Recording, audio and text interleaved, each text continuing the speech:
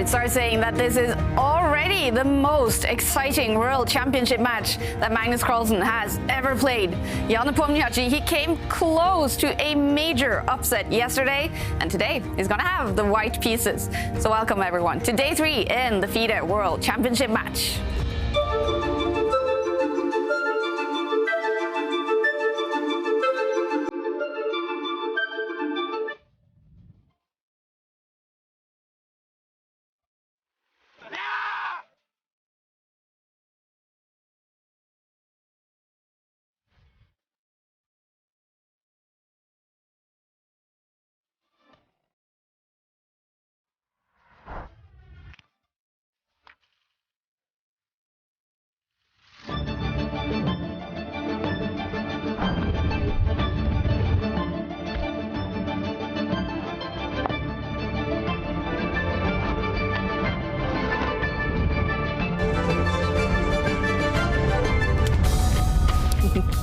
The champion and his challenger are tied after 2 games in Dubai, but Grandmaster David Howell, how close did Magnus Carlsen come to actually losing yesterday? Actually, objectively, according to the computers, he was very close. He was definitely closer to losing than he was to winning. But Magnus Carlsen, he is resilient. He found some practical chances, and at some point he was outplaying Nepomniachtchi. It was a really roller coaster game. Both sides had their chances, and in the end, a draw was a fair result. Today's going to be game 3 in the same amount of days. Both games have lasted for 4 to 5 hours. Will they feel a little bit drained today, you think? I think for sure they will be, but it was part of Magnus Carlsen's match strategy to draw out the games, especially at the beginning, just to test his challenger's stamina. And I think we might well be in for that again today, because tomorrow's a rest day. They can spend all of their energy today. And did we also yesterday start to see the psychological battle being played out? Yeah, I think it's going to increase as the days goes on, as they go on, the psychological battle. Yesterday we saw Nepomniachtchi barely spend any time at the board. He's trying to get in Magnus Carlsen's head maybe, and he's also trying to keep himself relaxed. So we'll see that psychological warfare continue today. Yeah. The world champion, Magnus Carlsen, he had his first game with the white pieces yesterday, a game that gave us many big moments. On the second day of the FIDE World Championship, Nepomniachtchi proved to be a dangerous challenger to Magnus Carlsen. Look at this Black Knight. It's an intruder. It's a bit of an octopus there with all of its tentacles, controlling lots of squares in White's camp, and Magnus needs to get rid of that knight ASAP.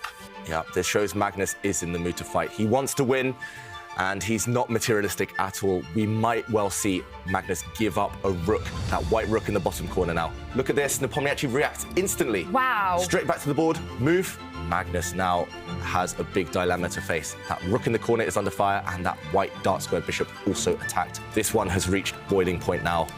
The next couple of moves might decide the fate of this game. Whoa, this was not on my radar at all. He's just given up a pawn for free. What is the idea behind that one? He's still got his pen in his hand. He's trying to figure out what the point is. Just see the hand kind of it looks make like that draw offer. Oh! There we go, draw offer, and it is a draw. At some point I blundered when I allowed knight c5, because I didn't intend to sack quite as much material as I actually did. Yeah, the position was very, very interesting. It was going my way for a bit, but I couldn't really find a plan, and then he certainly had chances as well.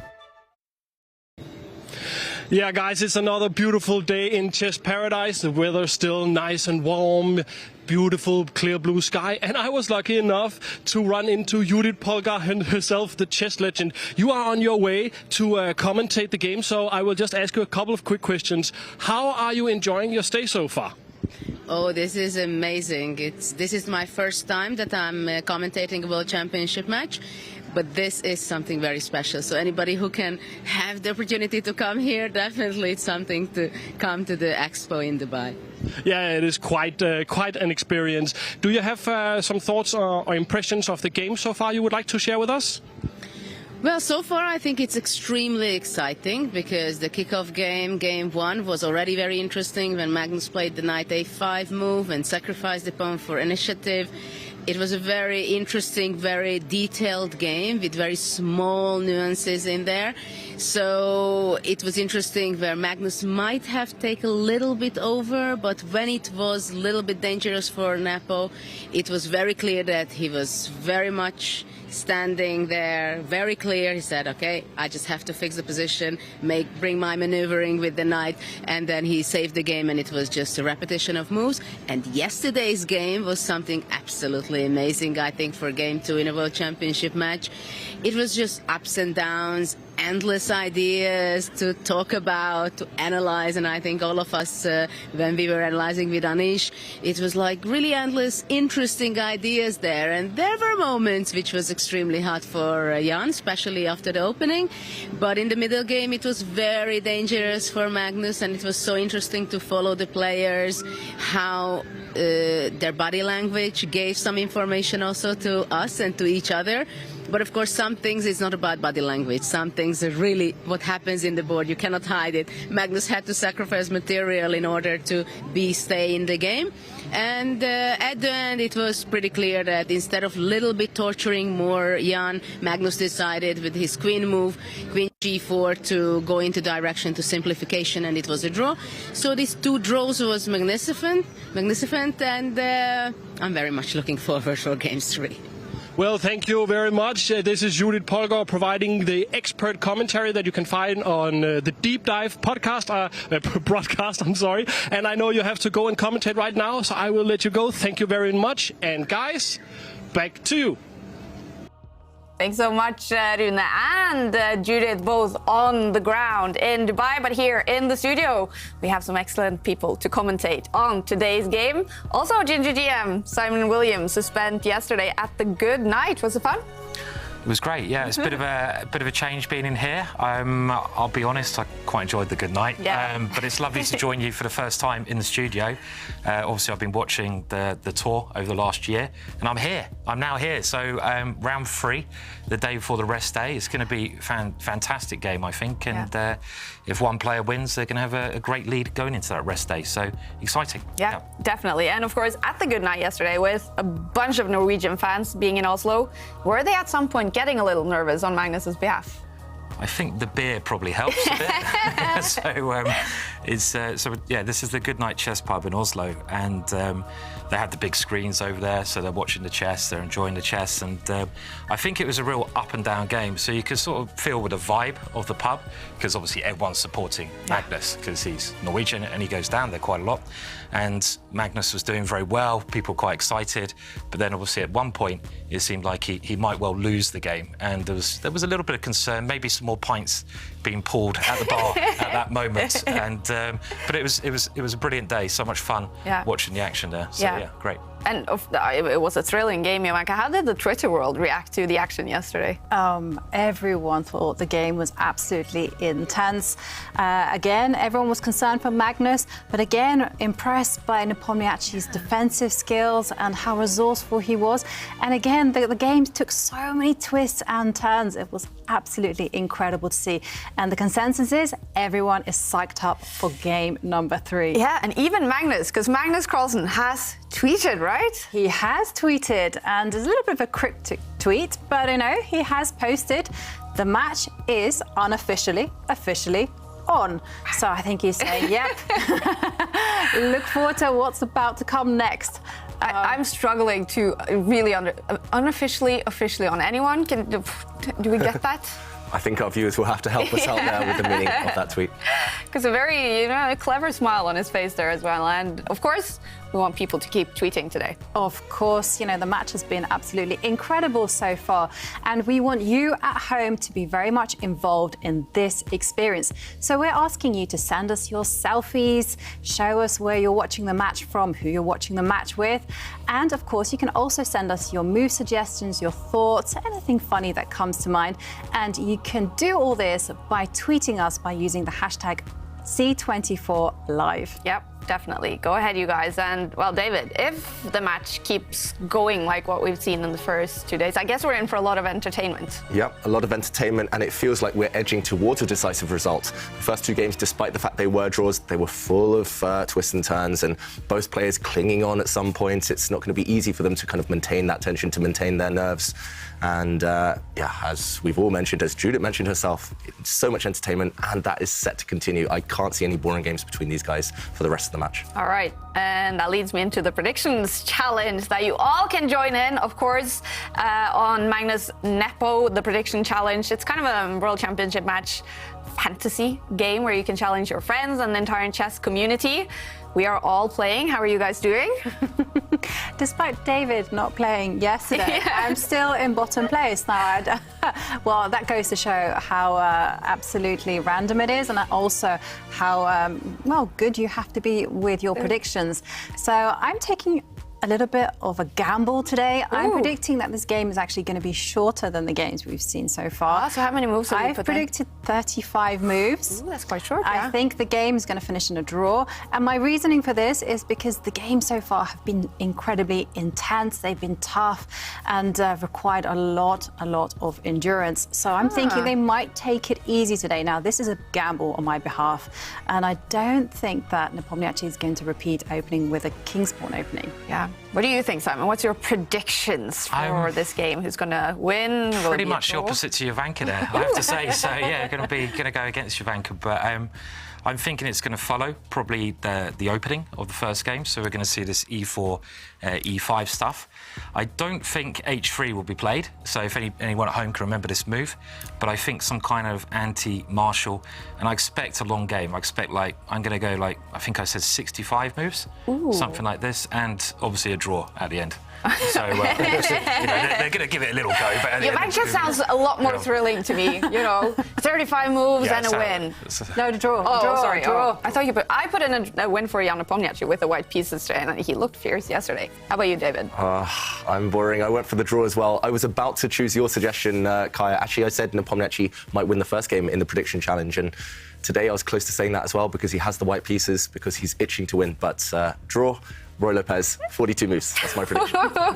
I'm going to beat you guys. If Jan Nepomniachtchi wins today, I'm going to score 10 points. And you guys can, of course, also join in the predictions challenge. So you will have some time to put your predictions for Game 3 in now, because we're going to have a short commercial break. We'll be back in a few minutes.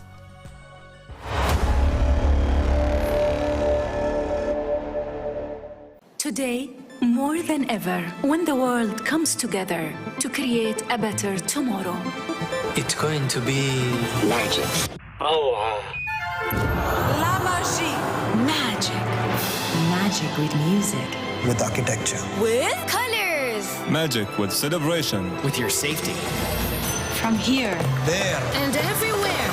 For 6 whole months, day and night. Join the making of a new world, starting October 1st.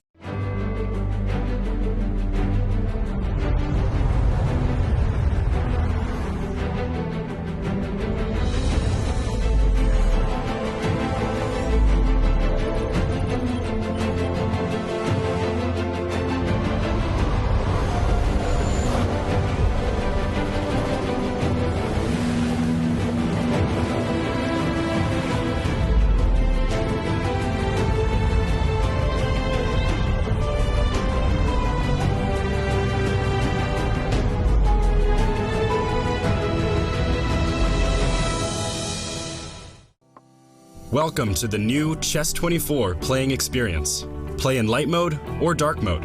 Choose from a range of time controls or create a custom game and get paired with players from around the world fast.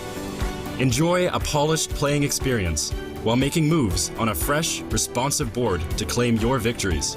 Train and improve with over 80,000 puzzles. And that's not all.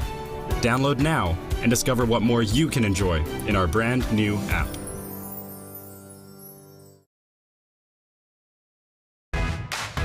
Now anyone can learn and improve their chess skills with the world champion, Magnus Carlsen. The Magnus Trainer app is packed with fun mini-games and interactive training content. Playable anytime, anywhere. Get the Magnus Trainer, available in the App Store and Google Play.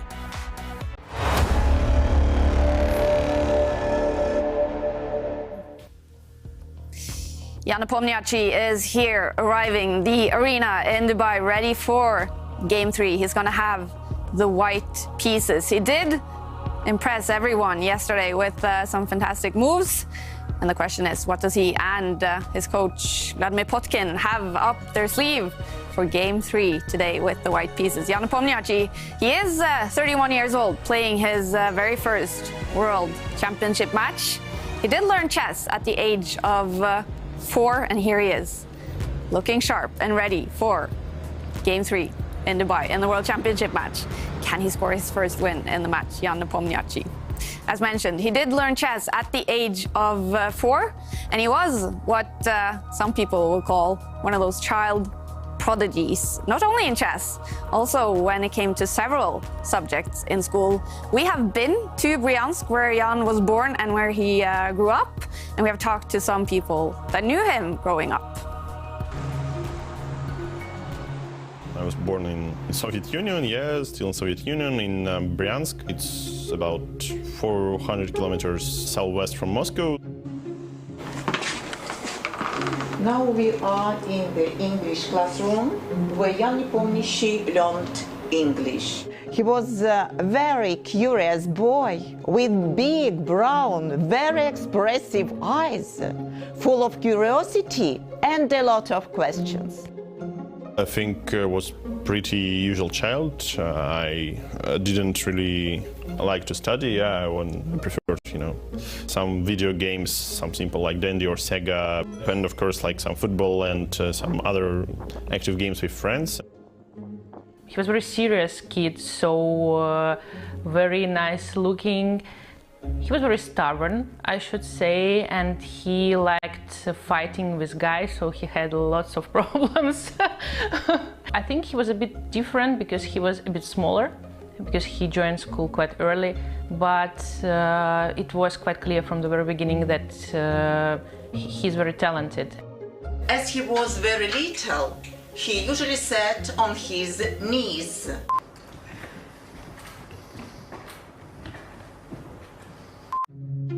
Sometimes I could see him emerge himself into his world of chess and forgot about everything. He worked hardest I ever met regarding chess, I would say.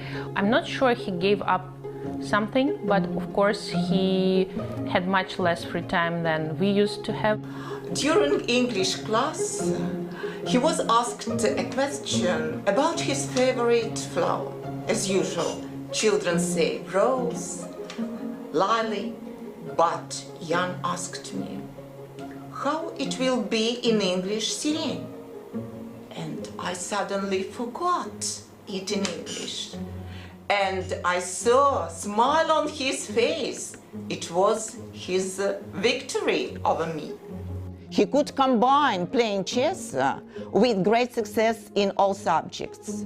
He took part in Olympiad of different levels, in math, in Russian, and he always became the winner. I remember that both of us had serious problems with painting teacher. So we had always clear thing that he would have the gold medal, but he could lose it because of the painting. I definitely think that he's not strict. He's very kind-hearted. He's very emotional. He is always ready to, to give more than to take, and that's quality of champion, I'm sure. He left school at the age of 16, and I think that it was the happiest day in his day. I could show you this photo where Jan is smiling during his last school day, because now he can immerse himself and devote himself entirely to chess. Jan Nepomniachtchi grew up in Bryansk, and his teacher and friend still big fans of him. And we mentioned he definitely was a child prodigy in chess. And I understand, Tanya, that you're also standing with what we should call a chess prodigy. Hello to everyone from Dubai. Kaja, you're absolutely right about that. I do have a special guest with me. Now, today is a very special day here at the Dubai Expo at the World Championship match. It is the final game before the first rest day. And that means different dynamics come into play with the opening approach the players are going to have. Now, in these matches, it's really often about finding out what the opposing team has prepared. What is their core opening? And with one white, one black, both these teams have figured that out. So what is it going to be? Is it going to be a safety-first approach going into the rest day? Or will we see the same entertaining chess that we've been seeing in Game 1 and Game 2? To take us through more of that, I've got with me the second youngest grandmaster in history, a rising star in the chess world, Gukesh. Welcome. Welcome. Hi. Hi, Gukesh. Now, you are here participating in the World School Tournament. It's your first time at a World Championship match. How's the experience? Actually, I've been in Chennai 2013, but not very close. Just one day I went there, and yeah, this is my second time. Now, Gukesh, we know you've been playing a tournament here, but you've also been following Game 1 and Game 2. What do you think about the excitement that we witnessed? Yeah, both these games, I mean, even though it is the start, it has been really exciting, and in both games, I think both players had winning chances. But okay, it was well played by both, and I think 2 draws is fine, but the games were extremely exciting. Yeah. Absolutely. And what do you think is going to happen today? I mean, we've got the rest day coming up. Jan starts with the white pieces. Are we going to see a marshal, anti-marshal? What's your prediction?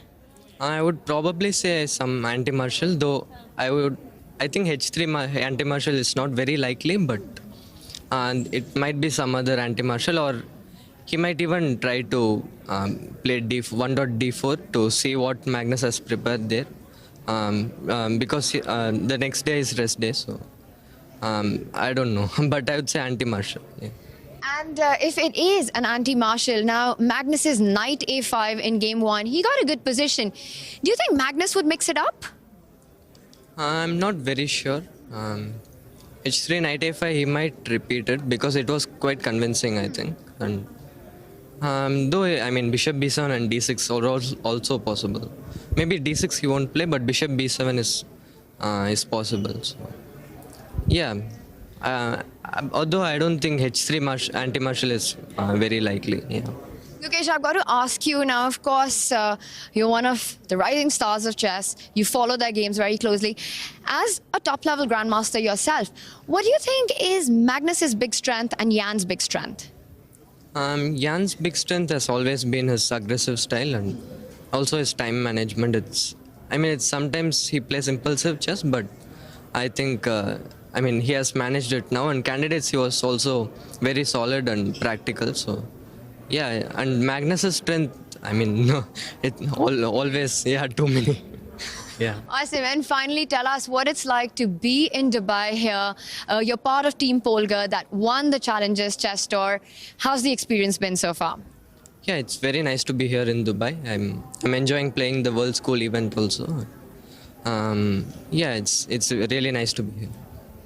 Thank you so much, Gukesh, for that. Thank you. So there we have it. Gukesh predicting that we might have a repeat by Magnus, but the H3 line that we saw that Jan played, 95 ideas, who knows what's going to happen. I'm going to go with 1e4 by Jan, and we'll see how it progresses. Back to you guys in the studio. All right. Thank you, Tanya. And the game starts in 7 minutes, Game 3. So let's see what the players come up with in the opening. Gukesh there, only 15? He's 15 now. He became a grandmaster at 12 years old, the third youngest in history after Abhimanyu Mishra and Sergei Karyakin. So a phenomenal talent. I've played him myself. He's going to go far. Wow, yeah. And we did mention a chess prodigy. Jan Nepomniachtchi also seemed to be a chess prodigy, excelling quite young, only 4 years old. You're born in the same year, David, both you, Jan and Magnus. When do you remember meeting Jan for the first time? I remember Greece in the year 2000. We were both about 9 years old, 10 years old, and we actually played in the European Under-10 Championship. And I just remember this cute little smiley kid. He would always bring a notebook with him to every game with handwritten chess moves in them, and he would sit on that notebook for luck during each game. Aww. And our first encounter was a draw, and he won the gold medal, I got the silver, and I don't know, we got on really, really well. And you could tell even back in those days, he was so determined, so stubborn, and that helped his chess, I think. He was so focused on the chess, just like his school teachers said. So, yeah, big talent when he was young. What is Jan known for, Simon, in the chess world? His style, sort of. What is he known for? Well, generally, he's a very aggressive player. So we kind of seen that a bit, I think, in the second game. He missed his chance there. I'd like to see him in this game. I mean, I did say he's probably going to go e4, but I'd love to see him push that d pawn and just go for something a little bit more unbalanced and a little bit more, put some pressure on Magnus. The danger I'm thinking, though, is that it's the day before the rest day, you lose this game and you're going to be quite scared. You know, you go into the rest day, you have to think about it, and that's a major problem. So will they want to risk that or come out fresh and try after the rest day? But I hope it's d4, but I'm expecting the king's pawn to be pushed. All right. So. Well, it's interesting you said that, because I've been told that Magnus has now also arrived the arena in Dubai, like yesterday, spending 5 to 10 minutes in his car together with Peter Heine Nielsen before leaving. So it sounds so strange, David. Wouldn't they have planned everything before this? Yeah, you would have thought so. Maybe Peter Heine Nielsen, Magnus's coach, and his charge, maybe they're just discussing openings. Maybe it's just a motivational chat. Maybe they're just meditating together. Who knows? But either way, there we see another good friend, another Magnus, just helping him with some bags. And yeah, it's strange. Maybe Magnus just calming those last-minute nerves, emerging now with a smile on his face. Yeah, look at that. After 10 minutes in the car with his coach, Peter Heine Nielsen, coming out with a black suit, playing with the black pieces today, and a big smile on his face. And you talk about the draining, Simon, that it is the day before the rest day. But is this also, Jovanka, a good possibility for Magnus? Because he is saying that he is, you know, maybe lasts longer than Jan Nepomniachtchi, that he is, you know, this better could be physically trained, that this could be a game for him to go for the kill. Right, this could be a critical game for him to strike, and especially when you consider what's happened in game 1 and 2. Both games emotionally very draining, very, very complex positions. They've had to use a lot of brain power, and we've kind of traditionally thought that, you know, Magnus is the fit, you know, physically fit guy, you know, and he's the one who's able to string on the games for hours and hours on end. So it might be the right time to pounce. But it could also be a situation where the players just think, hang on, you know, it's been an intense start. Let's just take a rest and wait and see and take the action in game 4.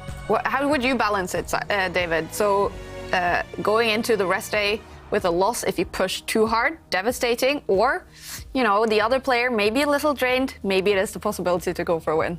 You know me, Kaja. I just like my long games. Yeah, exactly. I just like sitting at the board and playing. And I think the players, they need to get all the thoughts of future games out of their mind. They need to take it game by game. In general, in World Championship matches, that's the key. So just pour everything into this game. They can chill tomorrow, they can reassess tomorrow, or recover from that defeat tomorrow. But I think just focus on today. And Magnus, he was smiling, he was looking in a relaxed mood, and he will arrive at the board soon. Meanwhile, Nepomniachtchi waiting for him. It's going to be so exciting to see what Jan Nepomniachtchi, in his second game with the white pieces, brings to the board today. Will it be the same that he did in game 1? That is what Simon is predicting. Something of the same. We did say, however, that Magnus was maybe the winner of the opening stage in game 1. Yep, on paper it was a roughly equal position, but Magnus got his type, his style of position, and he also got in maybe the first small surprise. And handshake, they're getting ready to go. All right, what will it be? And we see Maurice actually in the background. Grandmaster himself. Will he make the first move, or is he here just to announce the beginning of it? Maurice, also the person who leads the press conferences in Dubai. Yep, usually there is a guest making the ceremonial first move. We'll see whether that happens today. The players aren't obliged to stick to that first move, of course. We see G4. G for ginger. Okay, cowboy B3, if you really want to shake things up a little bit. And actually, that's one thing that we very rarely see in World Championship matches, are surprises on the first move. Usually players are very strictly sticking to one E4 or one D4. I do remember one surprise though, and that was Vishy Anand against Garry Kasparov, where he played the Scandinavian on move 1. Ooh. And what first move would that be? That would have been to a response to the king's pawn opening. It would have been actually picking up the queen's pawn and moving it 2 squares, directly challenging the pawn. Don't often see that move at all. So that's not your bet today then? Gary won, I think. Yep. But Anand had a great position though. For Scandinavian. Yeah. Meanwhile, the special guests are arriving. And both players seem to not focus on that. They seem to be deep into thought, and the special guest will make the first move. Let's see if that's what Jan wants to go for, or if he's going to take the piece back. Okay. Okay. 1d4 has been played by the guest. Will we see Nepomniachtchi retract that move? Taking it back. He's taking it back. He's not letting it stand. Clocks are starting, and we're going to see what opening Jan Nepomniachtchi brings to the table in Game 3. Here we go. Okay, I think he's pushed e4. He's going e4. Oh, Looks like he's pushed his king's pawn. Yes, he has indeed, and Magnus reacts in kind, also pushing his king's pawn. We're heading in the same path as Game 1. Simon, your prediction might have been correct. I know you wanted to see d4, but... Yeah, I'm a little bit upset, I have to say, because the martial kind of things, well, you know, these guys have analysed those positions so well that it's quite likely, you know, they're going to get to a position which is just could be drawn out, you know. So we'll see anyway after knight c6. He's paused on move 3, so is Bishop going to come out? Yeah, it has. Okay, well, Bishop b5. So. There goes my prediction challenge. Yeah, a complete replica so far of the game on day 1. It's the Spanish. I was wondering whether there might be an Italian white developing the bishop to a different square. That is really topical, really popular right now, but still the players playing quickly and copying their first game. So black bringing the knight out, white castling the king. Will we see Magnus repeat the opening? We mentioned that maybe he was quite successful there. If so, he does continue. He brings his bishop out 1 square. And in that last game, Jan Nepomniachtchi slid his rook across. He's doing the same again. Okay, so we're still in Game 1. Still in Game 1. And wow. Who's going to blink first? Who's going to be coming up with those new moves, those new ideas? Who's going to get the first surprise in? That is the key right now. Still copying Game 1. White's bishop has been attacked. It has to retreat. And in that game, Magnus now castled as black. He castled his king. He's done it again. Look at Magnus' body language. Not so energetic right now, but he knows that this was predictable. He knows that he's done this all before. He's seen it all before. Okay. And Jan Nepomniachtchi, this is actually the key moment that Simon mentioned. Last time, he picked up his pawn on the other side of the board, his h-pawn. It's the first new move of the World Championship match. He's played an anti-martial, but it's a different anti-martial. He's pushed a pawn on the other side, the queen side. And still a very popular move, but Magnus slightly frowning and pausing. And it seems Jan Nepomniachtchi leaving the board here. He's expecting Magnus now to take a pause and think about what to do next. Yep. Magnus won't be that surprised by this move. Magnus has had this position probably hundreds of times before with both white and with black, but it wasn't what Nepomniachtchi employed last time. So here I'm expecting Magnus to think for maybe 1 or 2 minutes. I think Nepomniachtchi also expecting that. And once Magnus replies, he'll get back to the board. Here, black has a few options. He can push the black b-pawn forward, the black pawn that's just been attacked by white's pawn. He can push it forward 1 square. He can develop his bishop. This is the older move. This is the more classical move. He could also have moved a rook. Daniel Dubov, very famous Russian player, has also employed a very ambitious pawn sacrifice in that position. But no, Magnus just developing his bishop, protecting the black rook in that top corner, just in case there is a set of pawn trades. And yeah, relatively standard stuff so far. What is the name of this opening then? Still the anti-martial. Okay. The anti-martial, which is a branch of the Ruy Lopez for the Spanish opening. So Ruy Lopez is the name of the big thing, opening. Yeah. Winning prediction today, Ruy Lopez. Yeah. So David, have you had this position many times yourself? Bishop b7 seems like a normal move there. Yes. Yeah. I've got fond memories of this position from the black side, actually. I made one of my Grandmaster norms by winning a game with the black pieces in this exact position in a final round. And I also, in the London Chess Classic, in the first London Chess Classic, I managed to beat Ni Hua, a very strong Chinese player, with the black pieces in this position in order to come third behind Carlsen and Kramnik, actually. So I guess we can sort of say it's going to be quite a long manoeuvring game after this opening. Both sides just no exchanges, anytime moving their pieces around and playing this. So, yeah, but pretty equal this opening so far. Mm-hmm. Okay. Pretty equal, but both sides will have their ideas. So, yeah, each player just pushing a pawn in the centre, just solidifying their structure. Simon, have you had much experience on either side of these? Not at all. No, I normally always go push my pawn to f4 and move 2, which is... Done that against me? I have done it against you, yeah. I mean, actually, interestingly, Jan did a chessball course on the King's Gambit, which is an opening where you give up a pawn on the second move. But at this level, what made yesterday's game so surprising was the fact that, you know, there was lots of sacrifices, the pawn exchange from Magnus, but generally you can't get away with sacrificing pawns earlier on, you know, in World Championship games. So standard manoeuvring here, both sides just getting their pieces to decent squares to start the game. Yeah. I mean, I love attacking kind of romantic openings like the King's Gambit, but just too much risk involved. High reward, but also high risk, and especially in an early stage, it makes sense to go back to this type of manoeuvring, quieter opening. And what do you think of Jan Nepomniachtchi's choice? You know, this is very much following all the main ideas of this position. I mean, is there any scope for surprises in this, or is it kind of like well-trodden paths and maybe the position might just fizzle out?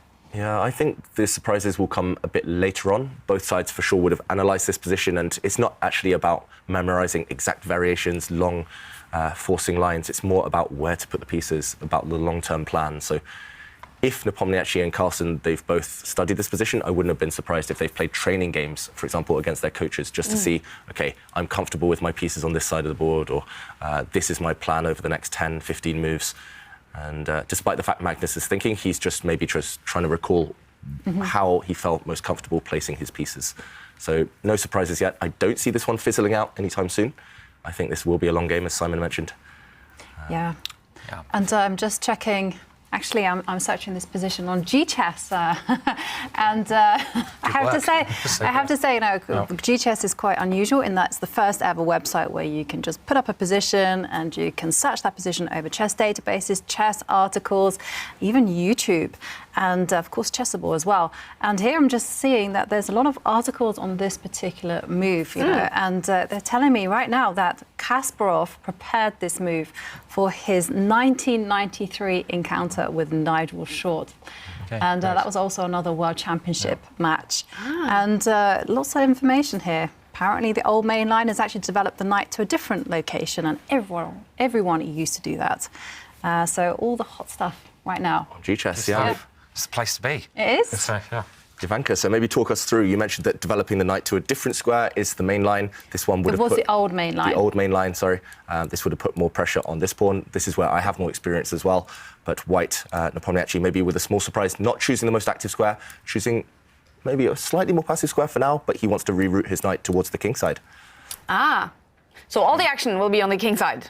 That's right. Actually, in this opening, the most common plan, for example, if black makes a move, is to park the knight next to its fellow here. Again, if black makes a move. And these two knights together, they're great defenders, but they can be great attackers as well later on. Yeah, very tense position. There was a lot of chat yesterday about potentially who the seconds could be for the players, and I'm guessing the way they play the openings, like playing this knight out in front of the queen, knight to d2, you have to ask, do any of the seconds, likely maybe Sergei Karyakin? I know he played a lot of positions like this. Could he be helping, you know, obviously played Magnus for the World Championships as well, but he liked this kind of slow manoeuvring idea, and he tried this in that World Championship match against Magnus Carlsen, which of course ended in a number of draws. But it's kind of, I still think at this stage of the World Championships, a bit of a sparring match. They haven't really got involved. Yesterday they did get involved, but they're still trying to suss each other out with their openings. And knight d2 is, it's maybe slightly, well, not slightly peculiar, but it's a different path to the main line. And, well, Sergei Karyakin has posted on social media from Dubai, so he has at least been there. Maybe he's still there.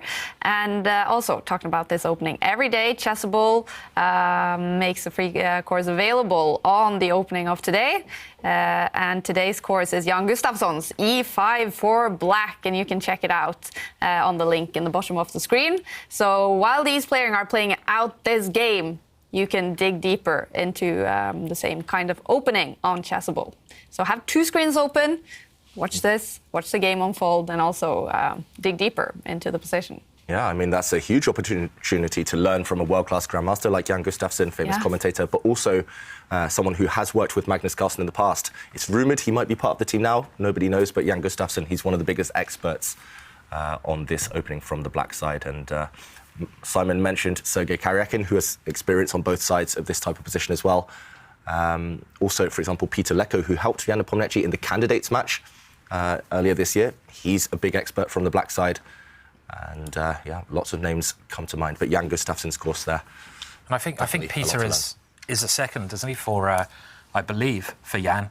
I'm not sure it's been confirmed, but it's very likely, right? I think I was doing commentary on one of the events that you guys were doing, and Peter was saying he was unavailable. I think it's very likely that Peter is a second for Jan during this match, which I don't know, he's a good second to have. He's a great theoretical player, so kind of guy you want behind you. I mean, I think it's interesting. I think Magnus and his team tends to go for seconds who he gets on well with, maybe more than just picking the best players in those openings. He wants someone who he likes. Because they spend a lot of time together, probably, and training camps? That's right, yeah, and just to get good vibes off them, to feel good. But maybe Jan is picking players, I don't know, he probably likes them as well, but he's picking players who are expert in those openings. So it's slightly different approaches, I guess, with who you're getting behind you as a team.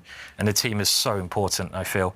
I mean, David, you nearly qualified for the candidates recently. I won't bring it up again too much, but it was great to see. We're all cheering for you. And if you got to the candidates, would you?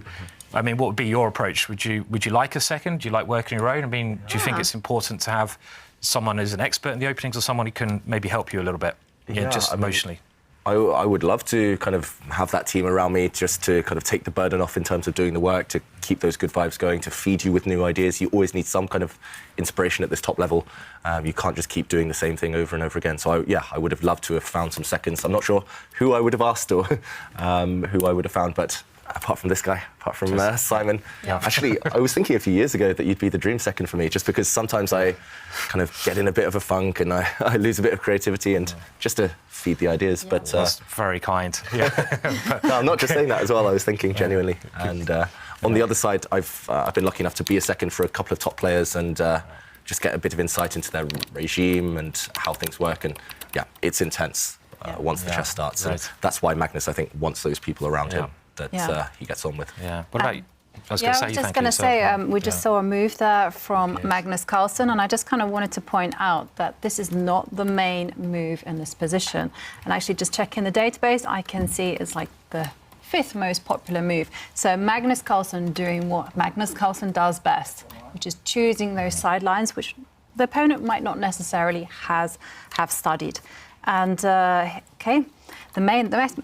most popular move was actually to attack the bishop with the knight, put it on the a5 square. But Magnus says no, he wants a lot more flexibility in the position, so he's decided just to move the rook. And now Jan Nepomniachtchi has taken a pause, and I can tell you that the most popular move after that rook move is actually just to move the knight away from its d2 square, and that's it. As David highlighted before, just relocate the knight to f1 and then move it onto greener pastures. Yeah, so very thematic stuff so far. The players will be familiar with these patterns, these ideas. It's just they will be deciding which order in which to use them. And there's maybe one thing Jan Nepomniachtchi is also considering, because Black's rook move has weakened the defence of a square, weakened the defence of a pawn. This pawn now is only defended by the Black king. It is eyed up by the White bishop, so possibly you could consider jumping forward with this knight and causing a double attack. And this would cause a big question to Magnus. Would he be forced to repeat and retreat his rook back to where it came from to defend this important pawn? Or would he be able to push a pawn forward and block this bishop's diagonal? This would lead to a lot of crazy complications. And maybe Jan Nepomniachtchi, having been surprised by Magnus's last move, only the 5th most popular choice, this rook move, maybe he's thinking, OK, do I react just simply and calmly by retreating my knight? Or do I get aggressive and try and punish him for playing a move I haven't looked at before? And what do we think, guys? Is that too ambitious? Is that this knight jump? It would be on my radar, but I'm not sure I would be brave enough to go for it. Well, it has good stats in its favour. Good stats? Yeah, okay. Exactly. Well, only 3 games. It's a very small pool. But 3 games and 3 victories for White. Oh, wow. Yeah, 100%. So, yeah, it is. And it would kind of beg the question, right? And say to Magnus, hey, do you want to repeat the position 3 times, or do you want to take risks? Yeah. This seems to be like one of Magnus's ideas, though, especially in the first 2 games. He played this knight a5 move, and yesterday he played this knight e5 move. He seems to be the first person to play something a little bit unusual in his previous games. And as this is the fifth choice, he's doing that again. And I generally think that's a very clever idea if you get the first slight surprise in, just to draw your opponent out of what they're used to playing. OK, we see another move here, David. Well, I'm sure this is a move you've played many times in this position as well, knight to f1. Do you play these positions, Jovanka? You're more d4 player, is that right? And yeah, I never liked yeah. these type of positions. I did try around about 2007, 2008 to play these kind of positions, but there was too many pieces on the board and too much tension and not enough clear pawn breaks for me. So I decided, nope, not for me. Switched to playing the 1d4. Yeah, actually, it's a bit like yesterday. Completely different opening, of course, but there weren't that many trades. There weren't that many exchanges of pieces, at least yesterday, for the first 20 or so moves. And it looks like we're heading in that direction again today, just manoeuvring. And it's all about planning here. It's not about tactics. It's not about any dynamism. It's pure planning and strategic play. And that's why maybe I was always attracted to these types of openings when I was progressing through the ranks. But it also means they're extremely difficult to handle. If you go for the wrong plan, things might get tricky for you. Yeah, it's all about timing as well. I remember the very first trainer I had, when he tried to explain to me these type of positions, he just said it's about timing. You want to catch your opponent on the wrong foot. And but again, patience is the key there. And I do have a question from Paul on Twitter, who says that they heard that the players can see a computer screen view of the board in the players' lounge when they step away from the board. What are your views on this, especially when it's an over-the-board championship? That's interesting. I think it's just commonplace. It's kind of normal nowadays to have a board. It's usually for spectators, of course, so that they can see what's going on. But for the players, it's strange. Looking at a board compared to looking at the screen is completely different. But at the same time, maybe Nepomniachtchi, maybe that's why he was away from the board so much yesterday, just because he felt more relaxed looking at a computer screen, looking at... I kind of find it a bit weird that you can sit in the chill-out room and you can just look at the electronic board. I mean, it's sort of like, you just maybe have your banana or sandwich and the other guy's sitting at the board. Maybe they shouldn't be allowed to have screens back there. I mean, it's a different look because you kind of get used to obviously we play a lot online, but you're playing on the board, so the adjustment is quite hard. Yeah. But I find it a bit strange. I don't know. I find it like, because they don't need to be at the board then. Yeah. And it's like there's maybe more mind games coming into it. I mean, I can remember one World Championships. It was Kramnik versus Topalov. And they had their room behind, which they could go to. And there's a lot of controversy there where Kramnik was going to the room quite a lot and Topalov actually accused him of cheating because he was disappearing so much. The toilet gate? It was indeed a toilet gate, yeah, the toilet gate scandal. So, so it's a bit strange to me. I mean, I don't know if they should have those screens there personally. Yeah. Because you can remember the position anyway. So maybe it will encourage them to spend more time in their chill-out room. Yeah, so, it could be cool as well. Then they would always have to go and check, has he made his move? Has he made his move? Now they obviously know on the screen when the move happens. And I do wonder what are the kind of rules on chess, like whether you're allowed to be in your lounge when you know that your clock is ticking. And yeah, because I mean, I've always just rushed back to my board. Yeah. I mean, that's just. I mean, historically, that's usually what we see, right? So we were very surprised yesterday when Nepomniachtchi spent most of the time on his clock in his lounge, and when he was ready to make his move, when he was finished sort of analysing and thinking, then he came to the board and made the move. Yes. Very strange. Especially because if he was looking on the screens are always shown from the white side, and he had black yesterday, so it would have been a bit of a. How do I say this? A bit of a... it would have scrambled his mind a bit. I can think of a word. Yeah, I know. Oh, right, OK. I was going for that one as well. Okay. But, it would have scrambled his mind a bit to look on a screen from the white side. But mind scramble, that's what you're going for. Yes. Yeah, just from the black side, sitting at the board, it would have been a completely different feel. And like Jovanka says, kind of, again, it's chess etiquette, just general behaviour. You're not supposed to leave the board while it's your move. And if he knows it's his move, is he obliged to return? Can he just sit there and chill? I think that is the weird question because, like, obviously, if it's your move at the board and you suddenly get off and walk out the hall, it's like, what's going on? This is really rude. I don't even know if it's illegal to do that. You're not allowed to do that actually, because I've had situations where I've been at the. Okay, so we do have a move. Bishop D2. Bishop moves to the D2 square. Okay, so far so good. I can see on the database quite a few games, about 20 games so far. And a few grandmasters have played this position on the black side. And one significant name that jumps out at me is on the white side, Garry Kasparov played against Vladislav Tkachev in a rapid game. So do we think Garry is Jan's second? Oh! Is that a potential? Has Garry done a bit of a Skype call over to Jan? That would be a headline. We want it back in Russia. Come on, get on the case. I'll help you out for a day or two. Well, notoriously, Carlsen did work with Garry Kasparov. So he would know a lot about Magnus, even if Magnus was quite young, right, when he worked with Garry Kasparov. It was around 2008, 2009, I think. Okay. So it was just while Magnus was about to get to world number one. I remember I played Magnus in 2009 and he used an opening idea against me that he just picked up from Garry Kasparov a few weeks earlier. And, it was scary to face. But, wow. But yeah, somehow it feels like maybe Kasparov probably isn't in his training camp. I don't think so, You never know. Is Garry playing at all now? I mean, obviously not, professionally, but is he sometimes showing up to some events and playing? He's played 2 tournaments over earlier the summer. this year. Yeah. Really? Yeah. One of them didn't go so well. It was a rapid and blitz event, and maybe it was just a bit of rust. But then the next tournament he played, I think it was the Fischer Random, the Chess 960, and he did very well there, actually. Cool. At some point, he had big chances of winning it ahead of such names as Aronian and Nakamura. Yeah, he did very, very well there. So he still got it. It's just hard to get match fit again. Yeah. But he has such an aura that when he plays chess, I always think that he's got a chance of winning the tournament. Even though I know that he hasn't been a professional player for a long, long time, I still feel, you know what? I think he can do it. Yeah. 16 years retired. Yeah, he's still a beast. Yeah. Exactly. And so a position that he has played. He has played this move that Jan Nepomniachtchi now made. Mm-hmm. All right. Well, what do you think of the position right now, David? Is it too early to call if the players are ambitious today, or? I think we can definitely say that players are ambitious. I mean, this whole opening, keeping maximum tension by Nepomniachtchi, it shows he's not trying to guide the game towards a draw or guide it towards anything safe. I mean, while all the pieces remain, it could go in any direction, and it's purely about understanding. And, Magnus, meanwhile, retreating his dark-squared bishop out of the way of the black rook. Very sensible with the black bishop there, acting as the defender of the black king later on, maybe. So still very typical stuff, but I like the tension. I like having all the pawns, all the pieces on the board, no trades yet, and... Can I show you the 2 approaches? Okay, well, Nepomniachtchi has made a very fast move.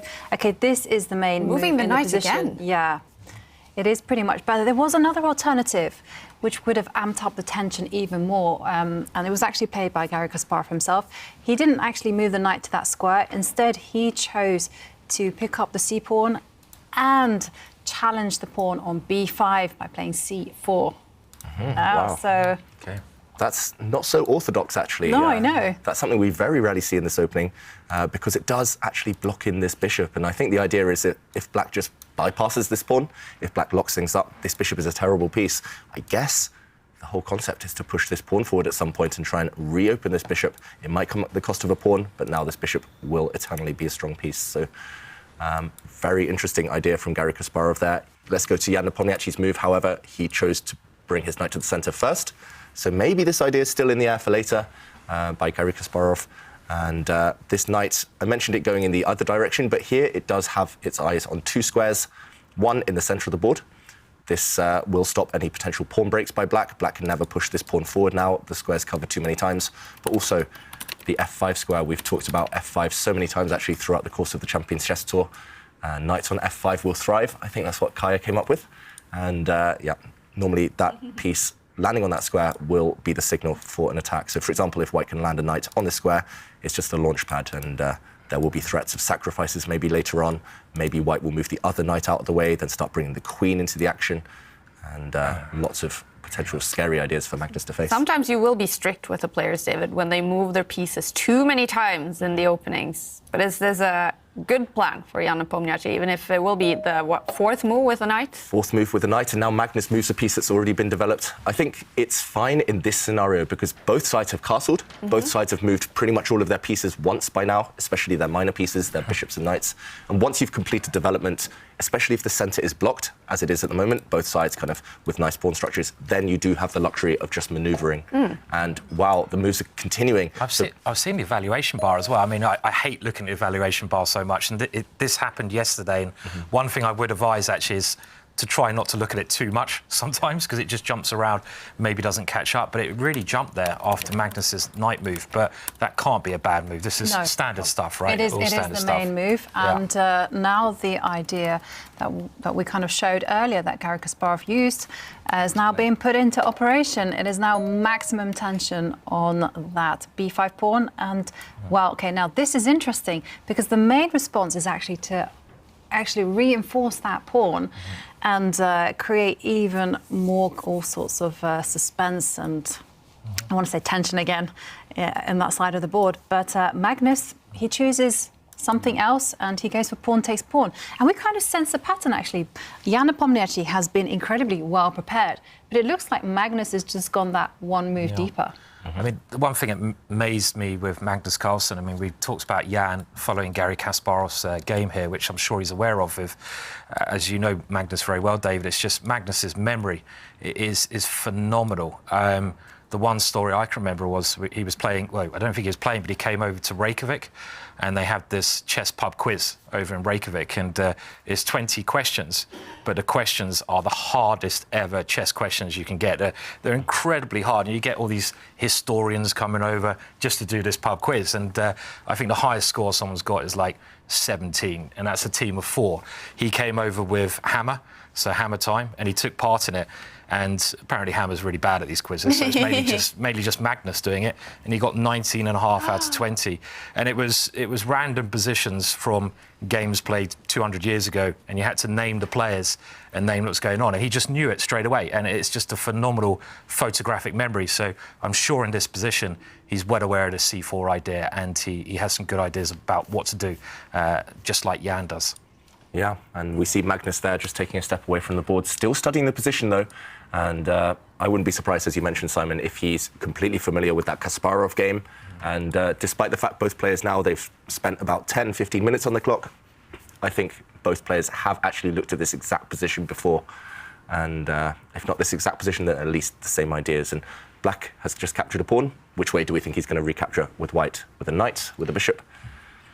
I mean, sorry, Jovanka. I was just thinking, I mean, if you take with the bishop, is there ever a d5 move you have to worry about? I'm not sure, but if you take with a pawn, you might lose the pawn, so I don't know. Maybe bishop takes or knight takes even. Knight takes coming to a5 looks like a good plan. Yeah, we could definitely make an argument for 2 recaptures here. I'm expecting White to take back with the knight, personally, but taking back with the bishop here for White, also very, very sensible. Let's see, Nepomniachtchi. Only 2 games in the database. OK. And what was the move played there? Did White recapture that pawn with the bishop? We're about to find out what Nepomniachtchi's going to do. It's with the knight. they captured with the knight or the bishop. It didn't really matter. OK, so knight captures the pawn. OK, so White's knight. You mentioned it, Kaja. It's moved so many times now. Let's count. 1, 2, 3, 4 times now this knight has moved. But is the aim still to get to the f5 thriving square, or is that plan now off the board? I think that plan for now is off the board because Magnus actually very cleverly retreated the black knight to cover that important f5 square. So black's knight now, the one sitting in front of the black rook on e7, that piece was doing a purely defensive job, and it persuaded Nepomniachtchi to go away from his plan. And that's why the top players are so good. They're flexible. If they go for one plan, if it's stopped, then they'll switch to a different plan. And Nepomniachtchi, instead of going for the black king that we mentioned maybe is one potential idea, he's going instead for the other side of the board. So do you think, because you mentioned, Jovanka, that getting to that f5 square with a knight for Jan Nepomniachtchi had a very good score. 3 games, 3 wins. Will Magnus have been aware of that and then made his plan to make sure Jan Nepomniachtchi is not able to go to that square?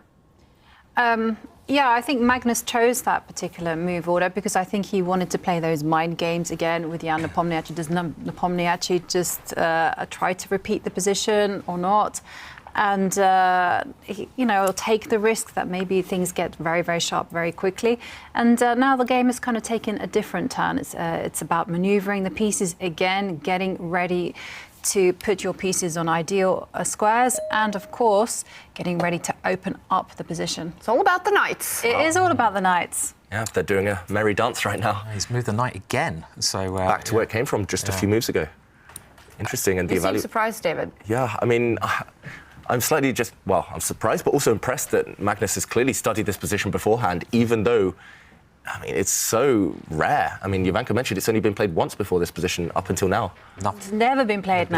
This last move was the first new one, right? First move. But I can tell you, it has been studied. Okay. Someone came in October 27, 2021 and checked out this position. And there they actually analysed white moving the rook to the C1 square, to the open line. And did anything else happen after that? Let's have a look. October 2021, you said? Yeah. October 27, so just last month. Peter Heine Nielsen? That can't be a coincidence. That cannot be a coincidence, that sounds you very guys. suspect, doesn't it? So, Someone from Team Nepomniachtchi or Team Carlsen studied that, and it was on the cloud, so that information was available. Yeah, well. Because usually you make yourself anonymous so that people cannot see it. So someone forgot it then? Could be. The problem is you can't check what other people have analysed without allowing your information of what you're analysing out there as well. So it's a bit of a double-edged sword. Yeah. And okay, I mean, this is modern chess for you. I mean, clearly these are some of the top computer moves, and that's why it's been analysed. Maybe we can just do a bit of a dive into why Magnus has been moving his knight around so much. We saw in this position, Simon was saying maybe the white bishop can capture this pawn. Instead, the white knight took, and the white knight now maybe wants to head actually to the edge of the board. Not something we normally recommend, but it would harass this bishop, and this light-squared bishop would have to retreat. This is actually one of Magnus's most important pieces. He cannot let it fall. Bishops in this type of position, as things are about to become open, are very important. That's why Magnus brought his knight back to where it came from. It was only here, 3 moves ago, and now he stopped the white knight from going to this square. That would just end in a trade. If white were to bring his knight to the side of the board, we'd see a trade. I don't think this is going to help Nepomniachtchi too much. And I guess the other idea behind Magnus's knight move, as well as covering this square, is to cover the central square, to stop white pushing in the centre and opening things up while black isn't ready. So very strange. Losing time, Magnus, with this knight, but he has provoked Nepomniachtchi into showing his hand, into kind of revealing his plan. And Jovanka mentioned now, this is the move that was studied by that mysterious anonymous person online. Was it Peter Heine Nielsen, or was it Vladimir Potkin? Whose coach was it that has studied this rook move? It's very natural, actually. Just it's a semi-open line. You can have some targets here for the white rook. Yeah. I mean, they had an exchange of pawns as well. I'm just wondering if this favoured anyone. So you have the open file for the C rook.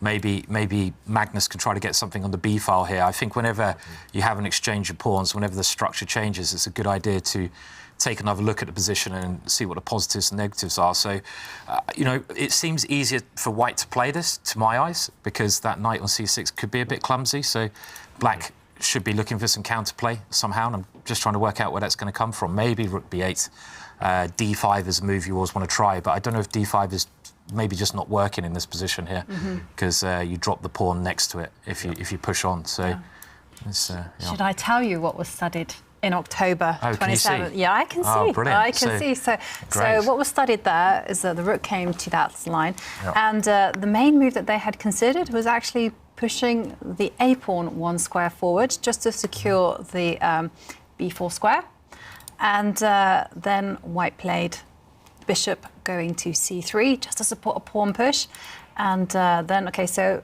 bishop retreats back. I don't know why. Mysterious to me. This way? Yep, back to its home square. And this then is really deep. I know. And then white finally, and then white finally pushed the pawn forward in the center, and then that capture was analysed. So what do you think? Yeah. Wow. That's a lot of analysis. Do you think this was someone having fun, or do you think this is they look like serious moves. They look like serious moves to me. I think just the fact that you're analysing this position rather than some crazy King's Gambit means that you're doing it more for work than fun. You know, this is not something you're probably going to do if you're playing like Joe Bloggs in the weekend tournament down in Bournemouth or something. This is World Championships level, I think. So I think this could be serious analysis. Yeah, quite possibly. And just the fact maybe that Jan is now taking his time. Maybe it was from Magnus's team. Let's see. So possibly. Yeah, I mean, if it was one of Jan Nepomniachtchi's coaches who was analysing this position, looking at this rook move, then maybe he passed on that knowledge, but maybe the conclusion was unclear, because we're already at move 16 now. That's quite deep. Remember, especially because Magnus played only the 5th most popular choice a few turns ago. There's no way that Jan Nepomniachtchi could have gone even further, I think, than the next couple of moves in his analysis. And if it wasn't Magnus Carlsen's team, then I think he'll be ready with ideas such as that bishop retreat you mentioned, Jovanka, rerouting that black light square bishop. That one, for me, that's not even grandmaster move. That's kind of a Silicon Valley move where the top computers would... He's played rook c1 as well. Okay. So if he plays a5 now... Instantly. Is Team Magnus on the cloud, yeah? So this is what we're thinking. That's a good point, Simon. If black pushes that pawn, for sure it was Magnus's. It must be Magnus's team. Would he play it quickly? OK, if he sits down and bangs out a5, or would he, like, Hollywood it a little bit? I mean, I guess you've both been in a situation, like, I know I have myself, you prepared a novelty and you're able to get it in, so a new idea on the board, which happens quite rarely, but you know it's a strong idea. But rather than playing it quickly, there is a bit of psychology. So you don't want to show your opponent you've had this prepared. So you kind of sit there, you're really eager to play that move. And they'd say you should sit on your hands when you're a kid, so you don't go rushing around with your hands, but you sit on your hands and you think, you know it's a good move, but you're just like, I'm going to let them think that I've only just worked this out just to get that little mind game. So I don't know if that happens at this level. I mean, is that just me, or do you guys ever have that same kind of slight mind game when you have a new idea? Yeah, all the time. Actually, there's two different approaches. One of them is the one you mentioned, Simon, where you just play calm, you pretend you don't know what's going on, but secretly you do, and you know a lot more details. The other approach is to scare your opponent, and a lot of top players do this. Nakamura does this, Adiban does this, from my experience. They just bang down the move, and they just hope that their opponents are terrified by their confidence. So two different approaches, I think. And But we really are now looking for that pawn move from Magnus. If he plays that move, then he's going to be in preparation. And we know that they've been on the cloud. Wow. They've accidentally made that information public. That would be a bit of a mistake, though, if they made it public, don't you think? I mean, if you can... well, the thing is, though, I mean, this position is quite... It's quite rare. It's quite rare, right? Yeah, so it's not necessarily kind of clear that anyone would know that it was them, and it's only when we get to this position we're like, aha, so that's who it was. And just out of curiosity as well, I've just checked SESI, which is, of course, this Norwegian supercomputer, which is basically Stockfish, but super-powered with high-level processors, and it does say that that move is by far its best. Okay. I mean... God, this is high-level stuff I know. which you expect in the World Championships. And already, after 16 moves in Game 3, we have a super interesting and tense moment. Will Magnus Carlsen play the pawn to a5? I'm not sure that would be on my radar, to be honest, because black's pawn on the a-pawn, if it is isolated, if it does push forward, black's pieces will be tied down defending it for several moves. So you're basically... Yes, you're taking control of some important squares, but you're also weakening your own pawn. So it's not human instinct necessarily. Of course, Magnus is strong enough to make a decision like that and evaluate it correctly, even if he doesn't know the position. But if he does know the position, then... And obviously, what is the point with it? It's just to take... I think it's to stop white pushing his pawns forward and gaining space. Let's maybe do a deeper dive just to check it out one more time, because I think there are two ideas that Magnus might need to find if he wants to hold the balance. Firstly, it is pushing this pawn forward, and as I mentioned, now white does have two pieces attacking this isolated pawn, which can't be held on to by other black pawns, but it does tie down the black pieces. And the idea, I guess, is to control this square. So that means that if white were ever to, for example, retreat a bishop, he could never, ever push his pawn forward. It would simply be captured. And also, if you delay it too long as black, if you kind of just make a random move on the other side, then maybe white wants to push his pawn to this square, and this would open up another nice diagonal for white's bishop.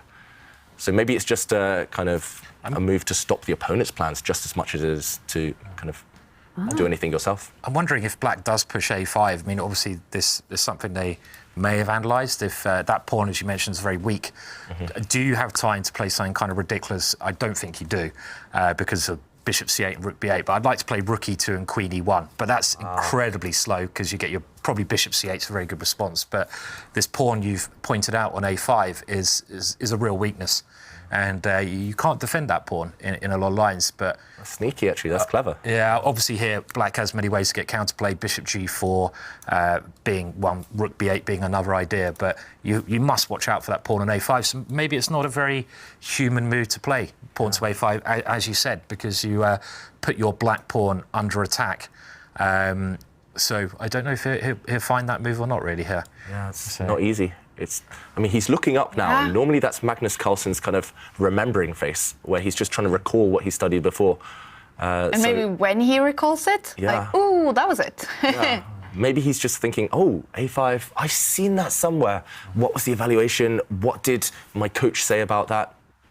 Yeah, it feels like maybe he's semi-aware that he has discussed this position before, but maybe he doesn't know all of the exact details. Yeah, I mean, there's so many variations. So much information that you need to go into. I mean, I think Magnus, from his reaction, I don't think he remembers every little detail. Yeah. And maybe he doesn't remember the move that he should be playing here, and just now is on his own and is going to maybe make another move. But okay, if it is like that, he doesn't quite remember, but he goes through the options maybe that he thinks are good options, and then he comes maybe to this pawn move. Would it be like, oh wait, we did study that, we did look at that, that was a good move? Yeah, I think exactly. Sometimes you just get there by process of elimination, or you kind of reverse engineer your own thinking. And yeah, I mean, Simon's mentioned his memory, his phenomenal memory, Magnus. And of course, there's a huge amount of data to absorb before any World Championship match. You need to cover every single opening pretty much in chess. But it's somewhere in his memory banks. And maybe he's doing a Sherlock Holmes, just going into his mind palace right now. And he's clearly not looking at the board, so he's not really looking, kind of calculating variations. He's just trying to go into recall mode. Yeah.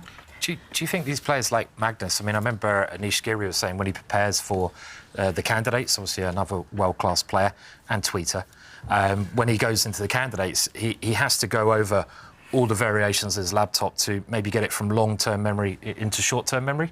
Because a lot of these things, they're there, but you might look at them 2 years ago, so can you actually remember the board? Do you think someone like Magnus is capable of doing that? I mean, you're talking of hundreds of thousands of lines, probably, that go very deeply. It's, I guess, getting them to short-term memory, looking at them is something quite important, you know. Yeah, yesterday we talked here in the studio about chess being a bit like, chess matches like this being a bit like exams, right? Even if you know everything, you need to revise just beforehand, just to turn it into that short-term memory. And yeah, I mean, I've been there when Magnus has been just kind of clicking through some buttons, and just he can absorb it very quickly, or he can recall very quickly, but if it has been 2 years since he looked at it, then it's not easy for anyone. Not 2 years. October 27th. That wasn't him. That wasn't him. If it was someone, it was his coach. Yes.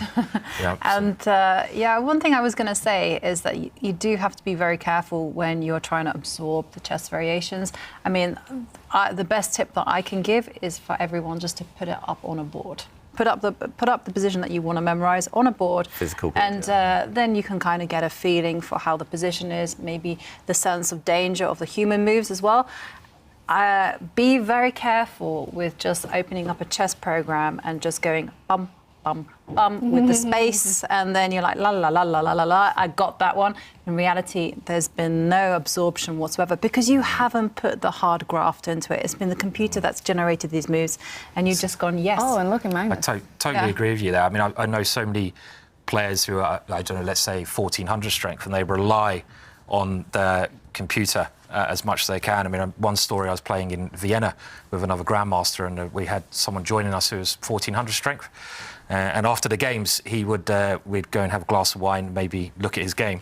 But he'd prefer to look at the game on his phone with the weak frit. So we'd suggest a move, and he'd be like, no, the computer says minus 0.2 to that, you're wrong, you're wrong. And it's like, oh dear. And after about an hour of that, it's like, let's just go and have a wine somewhere else, shall we? So it's like, none of that, please. So it's really easy to get lazy. You just look at the phone, but you're not really understanding why these moves are being suggested, and you have to understand the reasoning behind the moves, and that's something that computers just can't tell you. They can't tell you the why.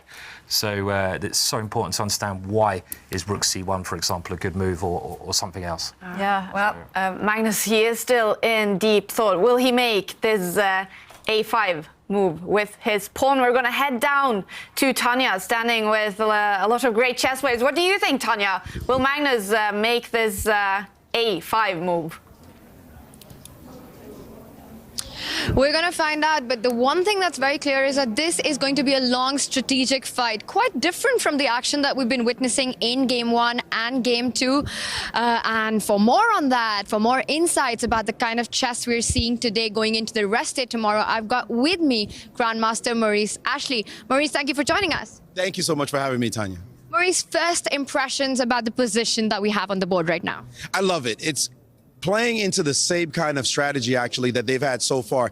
Atypical positions. You don't see this kind of Ruy Lopez every single day, this plan of c4, taking on c4, knight c4. The pawn structure is atypical.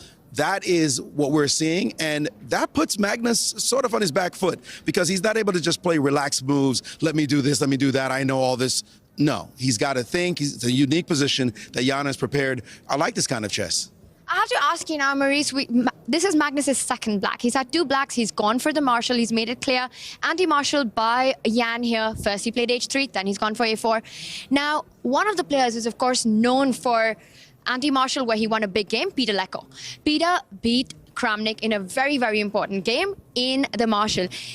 Magnus giving it away that his main prep against e4 is the marshal. What do you think about that?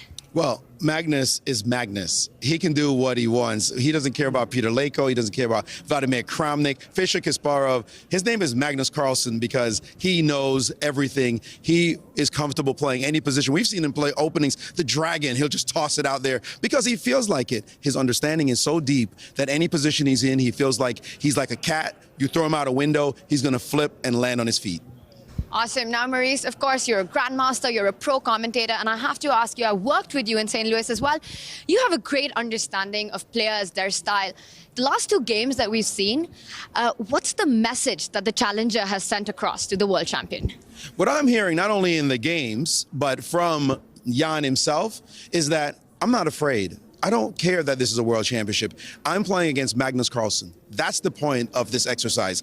So he somehow has blocked out all the noise, all the distractions, any question where we try to pull it out. Are you afraid? Are you nervous? Are you uncomfortable now? He's like, I'm playing chess. Nerves are gone. That's done. We're making moves. And I think that Magnus now knows that he faces a relaxed opponent, a determined opponent, and that all Jan and his entire team is thinking about is crushing him. That's all they want. They want to win this match. And Jan, right now, looks like Joe Cool. Magnus knows he's got a fight on his hands. Oh, well, there is only one thing to fight for in this event, and that is the World Championship title. Jan Nepomniachtchi making his intention very clear, playing fearless chess. Another big battle ahead of us. Back to you guys in the studio. Thanks so much, Tanya. Oh, it's so interesting to hear from the people as close to the action in Dubai right now. Magnus Carlsen in a deep think right now, thinking for 12 minutes on this next move. We are only in move 16. Okay, he's making move. Will the move come out? What do you think, David? How long will Magnus Carlsen stay on this move? Yeah, this is a tricky one to call.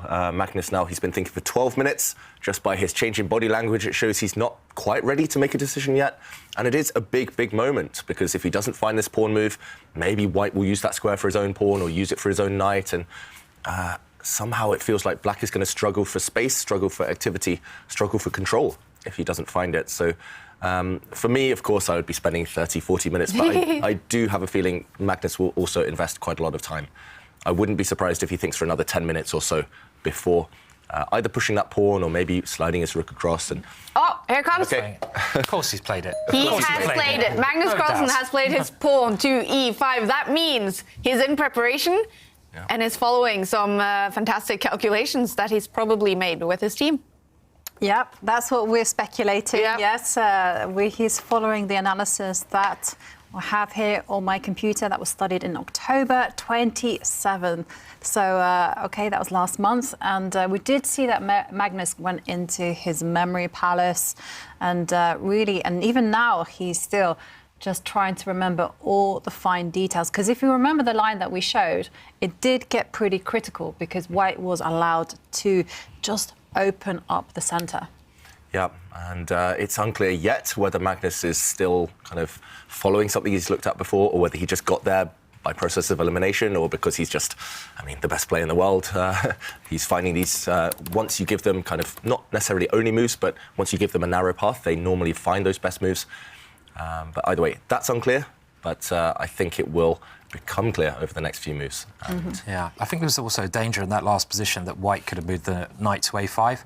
So if you played like bishop c8, something like this, that knight could have come there, which actually, the more I looked at it, is looking quite scary. So maybe a5 is one of those moves you kind of have to find. Otherwise, you're just worse. And when you're the world champion, you'll probably find such moves. I mean, it's a very tense position, and the thing I kind of like about these positions is that you don't have you don't have any pieces exchanged, so all the pieces remain on the board, and at some point the position could just burst into flames. So there's loads of tension, loads of stuff going on, but one moment it just comes open and all the tactics start to occur. So it's like that slow build up and that big sort of crescendo, which we're going to see at some point, I'd imagine, in this position. Yeah. And we have a question from Kuma Racinos on Twitter. And there we saw that Magnus actually had a very, very long think as he went into the tank. And what is the kind of etiquette for Jan Nepomniachtchi? Would he be allowed to get up and see the board from his opponent's side of? Yeah. As far as I know, you're allowed to do that. I mean, you don't want to be standing right next to their shoulder, kind of in their personal space, disturbing them. But I occasionally do that. I just get up, and as long as my opponent isn't disturbed, then I can watch from afar, check it out, and maybe see what the opponent's plans might be. One of the most annoying things, I don't know about you guys, but you have your opponent and they come and literally stand behind your shoulder. Yeah. So I was told this by one coach that you should go around and look at the position from your opponent's point of view. So you get to see their point of view on the position. But then if your opponent literally is like his head over your shoulder, you just want to feel the breath on breathing down your breath. neck. You can just feel their presence, and it's like, no, just go away. And I know a lot of players do this on purpose. You know, these guys don't. But if you're playing in a tournament, then they certainly use some quite outlandish tactics to try and put you off. You know. And of course, they wouldn't be. So none of the players are here right now. They wouldn't be allowed to sit in the other one's chair, right? Oh, that'd be brilliant. I would love that. That's a new just level get away. Yeah. The ultimate goal. Yeah, that would be brilliant. I'd love to see that in the World Championships. Just go around and sit in their chair. Yeah. And then the other just one swivel would around, come maybe. out. Just enjoy yourself. Just, you know. Right. Yeah. Just admit it. Like, sometimes your position sucks. You just want to sit on the side. Just enjoy their view for a second or two. Yeah. Well, it is a tense moment in the game. Magnus Carlsen has moved his pawn to A5. What will Jan Nepomniachtchi do in return? He's not by the board right now. And as we mentioned yesterday, we do like to see those faces. So let's take a look at your selfies.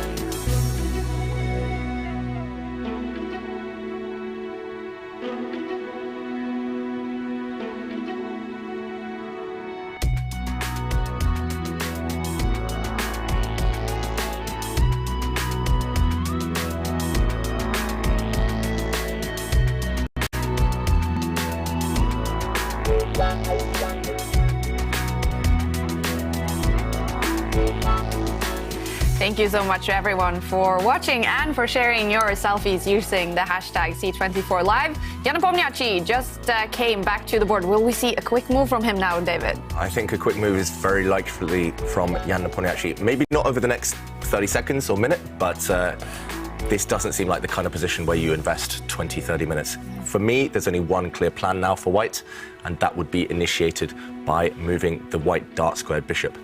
And what do you guys think? I only see one sensible option here. Yeah, it's why you put that bishop on that square to begin with. I mean, why else? Has two ideas as well. If you go bishop c3, it has this idea of going queen d2 and just winning that pawn, but it has the idea of opening the center, which we talked about. At some point, something will come to life, and you can try to push with d4, as I think you mentioned, David, and showing there on the board. So bishop c3 looks very obvious here. I find a lot of these positions when you're playing chess, and again, this is something that people don't really consider. It's not just who's better, even if it's by 0.1, it's whose position is easier to play. Even at this level, which is incredibly, obviously, the best level you can get, if your position is slightly easier to play, your moves are more natural, you have easier plans, then that gives you some kind of advantage. And it seems to me that White's position is it's more natural to play. I don't know if, obviously, David, you play at the highest levels, if that's something you take into account, and Jovanka yourself as well when you play. Yeah. All the time. For me, it's the number one consideration when choosing openings, because objectively everything's pretty much equal these days. There's no good or bad openings. Is he about to play this move? But yeah, the key thing is just choosing positions that the plans are straightforward, and it looks like he has indeed brought his bishop to this square as we predicted. There's two ideas: pushing a pawn forward, exploding things open. This would lead to complete chaos if he plays it next. Or, as Simon mentioned, just sliding the queen forward one square. For example, if black moves the bishop, sliding it forward and targeting this pawn.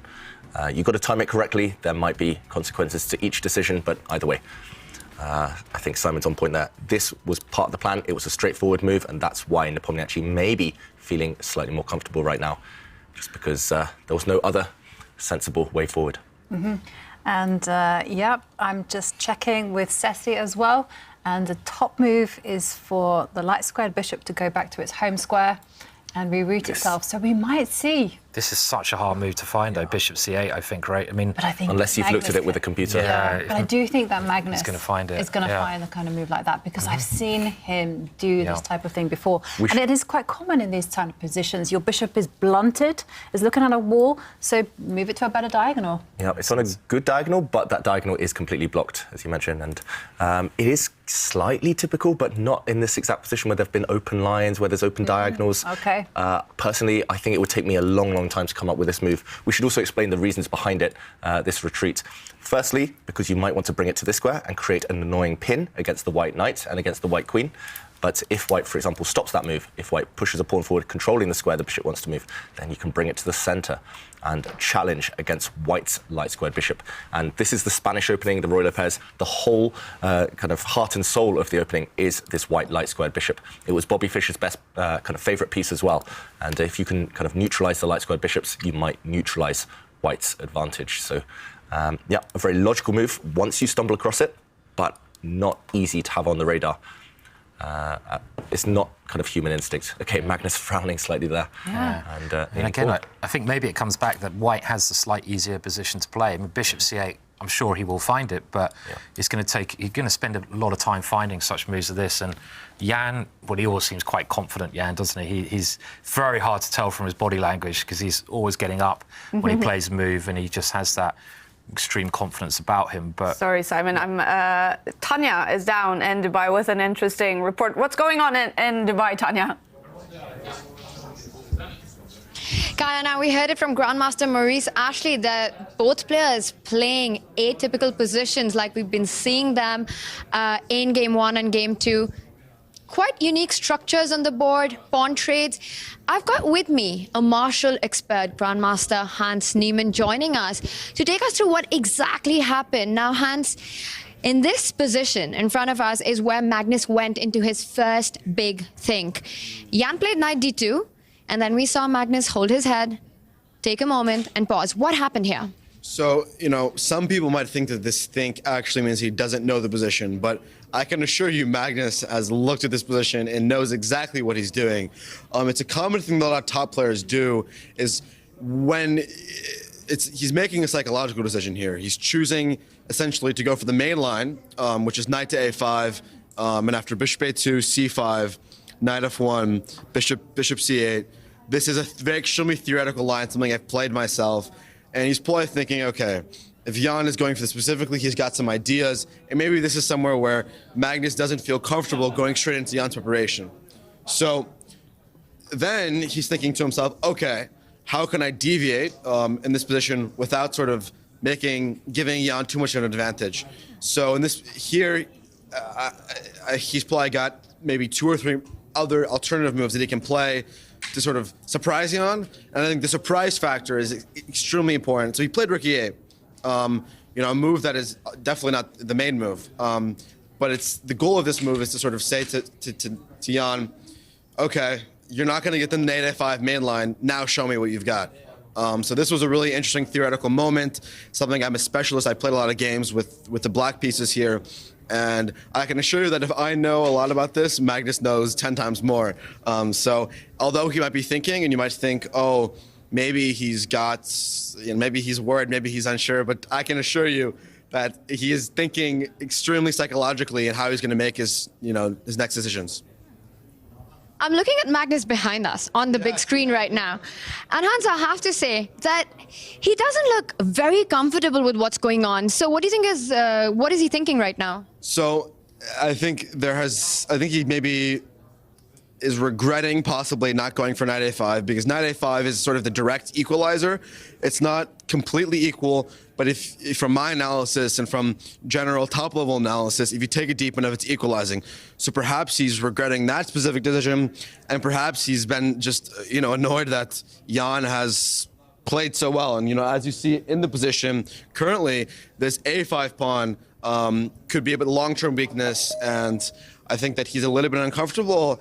And one thing that Jan is really impressed with is when I look at his face and when I see how he's sitting, I can just sort of tell that he's comfortable. Like sitting, he's at the World Chess Championships. I expected, honestly, it's not easy to sit down and sit at that chair like you own it and like you are meant to be here. So I think psychologically, Magnus is realizing that Jan is here to play, Jan is here to fight, and this is not going to be easy. Well, it is the World Championship match, so it's not meant to be easy, and definitely big fights have been happening and will continue to happen. Hans, what do you think about Magnus showing his main prep against e4, going for e5, and always trying to get the marshal? Well, yeah, it's definitely sort of in tune with the theme of the last match against Caruana, as we saw with e4, c5, and the Sveshnikov being the main sort of battleground. So essentially, I think Magnus is saying, okay, I'm willing to fight in the marshal, I'm willing to prove my preparation, and I'm willing to make this the general fighting ground. So I think that's really interesting. It's an opening I like a lot myself, and I've played a lot myself, and I think it's great. And I think it's going to create a lot of dynamic play, creating winning chances for both sides. So I think this is really interesting for the battleground, and I honestly was surprising to me, but I think based on these first 2 games, the rest of the match could just be, Jan trying to find ideas in the marshal. Very interesting, and I can see on our live board, Magnus has gone for the idea of bishop c8, rerouting that bishop. What's your take on the current position? So I do like this idea with bishop c8, bishop b6, sort of the main dynamic of this position, even the position we have on the board, is that the bishop on b7 just isn't great. Because the bishop on b7, the entire sort of premise of this position is broken down into whether you can play d5 and the structure and the premise under which d5 is played. Now, with this d3 and a4 setup, it's really sort of targeted to prevent d5, which meaning the bishop must reroute. So I think with this rerouting the bishop, I think he's slightly worse, but on a objective perspective, he should be able to equalize and play, a dynamic game, although Jan definitely has an advantage now. Thank you so much, Hans, for that. There we have it, Grandmaster Hans Niemann with his take on the current position.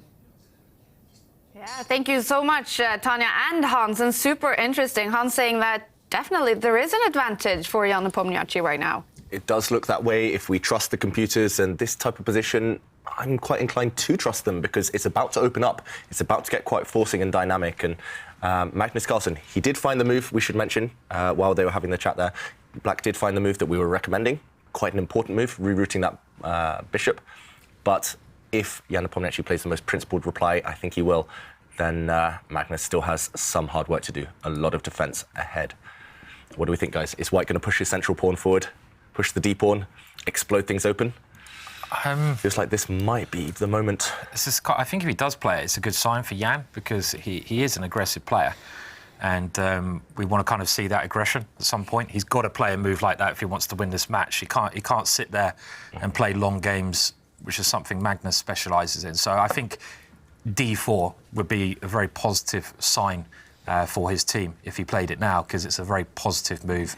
You're just trying to open it up. And, of course, Jovanka, you have some more information on this position as well. That pawn push was the move that was studied in October. Now, I have an interesting story here because on October the 20th, someone looked at pawn takes pawn. And they analysed after pawn takes pawn, they analysed, but they actually just stopped there, so we don't have any more moves. But on October 27th, they turned around and looked at knight takes pawn as well.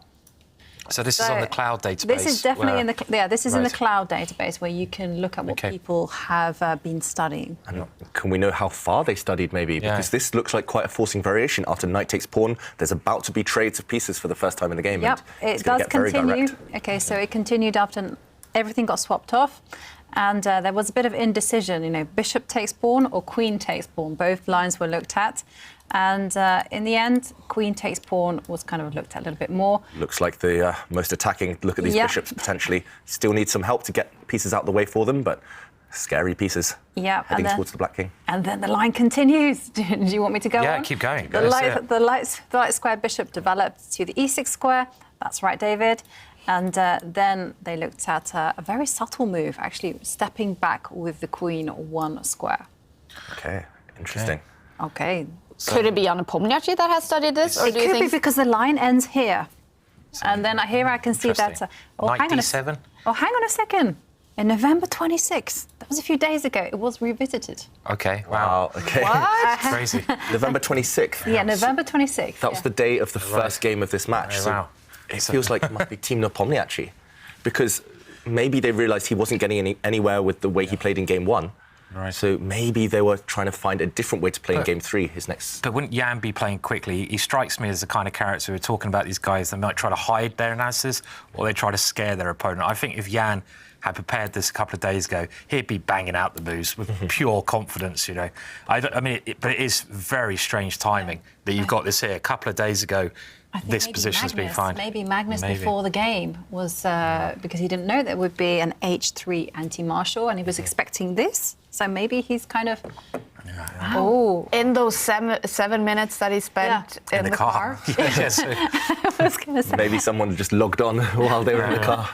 Oh, wow. This is, you called it, David, modern chess. Oh, it's crazy. It's on the screen right here. It's like a spy thriller. It's like, it is. Who did this? Who did that? Who was it? But we never get this, actually. We never get this type of information. Usually, you know, we're always second-guessing and we kind of think, oh, what kind of novelties do the seconds cooked up in their kitchen? And here, someone, by going on the cloud engine and not analysing privately, has actually given us a real look into what they've studied. And I think the dates are making sure that I think it is going to be someone from Team Magnus or Team Nepo. Do you think the team member who accidentally made that information public, do you think the team member will get in trouble? For example, if Magnus, if it was one of his team, one of his coaches, if he finds out that it was out there on the cloud, maybe he'll just be like, what were you doing? Why didn't you click off that cloud button? That's strange. It's such high stakes. I mean, if this game goes in one side's favour, then the losing side might well blame their team for maybe not being so thorough. It's amazing how chess preparation has moved on. I mean, like I'm in my 40s, and when I was learning chess, you just didn't use computers, and now you're not just using computers, you're using cloud computers. And you know, what's it going to be next? And you've got all this information you can save online, supercomputers. It's another level of analysis now. And d4, he's played it. And I have to say, I'd be a little bit nervous if I was in Team Magnus now, because he could be a little bit worse. The position is opening up, but it's also, I feel, the kind of position that Jan enjoys playing. He likes having initiative, most of the pieces on the board. Those bishops you pointed out, David, are looking incredibly strong, both striking down towards Black's king.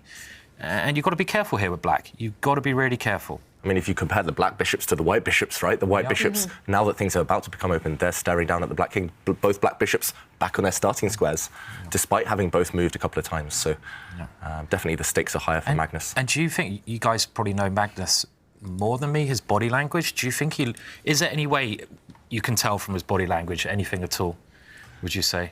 he doesn't look happy to me, but I guess it could just be his normal concentrating look. I have a feeling he still vaguely knows what's going on here. Okay. And right. I mean, normally he's quite expressive with his face. Okay, there he kind of shrugged and kind of grimaced, but yeah, in general, I think maybe he's about to make a move. And he's taken with the pawn. He's taken with the pawn. Okay. You know, Ceci and the computer were really indecisive. You know, pawn takes pawn, knight takes pawn. They should result in the same position. Exactly. Yeah. Okay. Are we still? Still following there. Prep 2 days ago. It's crazy. Yeah, it's unbelievable. We're still in there. Move 19. Yep. Wow.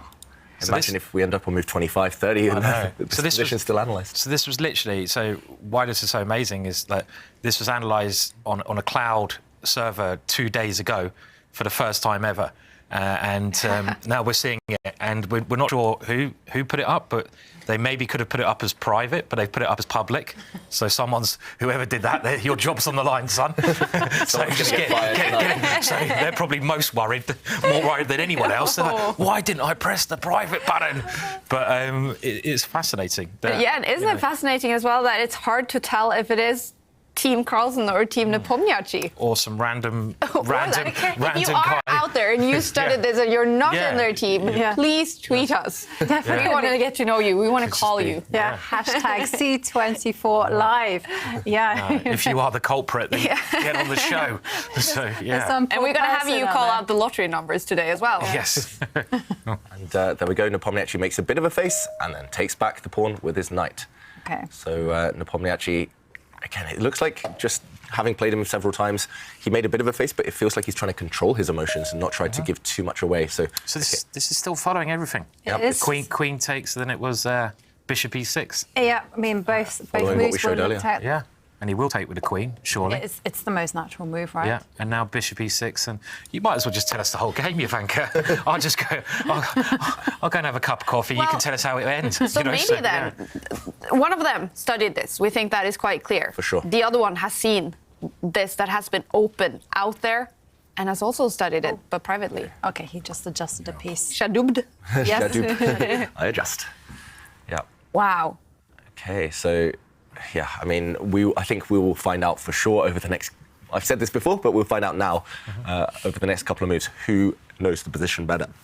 And I do think Nepomniachtchi, just judging by his body language, maybe it's him. Yeah, Magnus. very confident. Yeah. Magnus. I mean, just visually, I don't know what you think, Jovanka and David, but visually, it looks nice white without going deep analysis. I mean, the pawn on A5 is weak. The bishops look nice. White is very nicely centralised. I mean, OK, it's not a concrete assessment, but visually, if you had to glance on it, would you surely take white here? Yes. Okay, yeah. Simple answer there. As we mentioned, the two bishops, they have the potential to be strong. The queen, I mean, if you compare all the pieces, the queen is better than the black queen. The two bishops are better than their counterparts, and the white knight, you could argue it's right now more active than black's knight. And the rooks, maybe better positioned for things to open up. If white can kind of pummel through and just break with another pawn push, black will be in trouble. Here we go, it's Bishop E6, quickly. Has he played it? He played that quickly. He played that. Yeah. Wow. Oh, I'd love to hear the press conference afterwards, just to know. I hope they ask. What's going on. If this is the case, one team has studied this openly, forgot to press private button. The other team has seen this and is also in that preparation. How big of a scandal would that be for the team forgetting to put this private? Definitely wouldn't be ideal. I mean, in public, Magnus or whoever it is will say, "Oh, it's nothing, it's fine." But then in private, they will be having words because if it's happened in this variation, it might have happened in countless other openings. Oh wow! Yeah, that's because you had this scandal. Obviously, a couple of years ago, well, not more than a couple of years ago, but when Fabiano was playing against Magnus at the World Championships, and they released this video showing Fabiano's computer, and it was showing a very deep position on the computer and showing his preparation. They showed this in a video on YouTube, so someone had literally let his preparation just been shown on a public domain.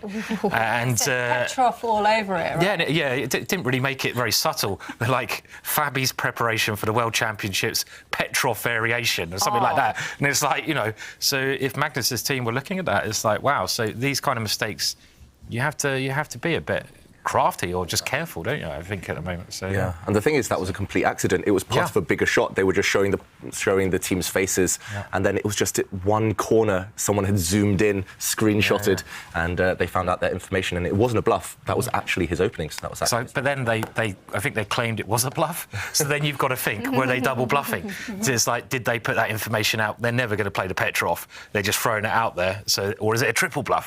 So it's like, and of course he did. He played the Petrov in nearly every game. So it was just a mistake. So there was talk as well in 2016 when Magnus played Karyakin of Magnus hiring someone specially to look after the cybersecurity to make sure there were no hacks, make sure nobody could find out that information, make sure everything was private.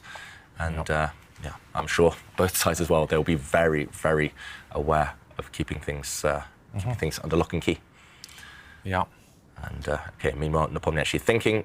We actually showed this position a few minutes ago, and we thought that White's queen could just step back one square to d3, and that might be the most accurate move. That's not obvious. That's really not obvious. I don't understand this queen d3 move. I think, sorry, David. I was just thinking it looks like it's going to get hit by a knight. What would be the reason for White to draw the queen back one square? I think maybe two reasons for it. As you mentioned, Simon, it's very mysterious right now, this queen move. If he finds it, I'll be amazed.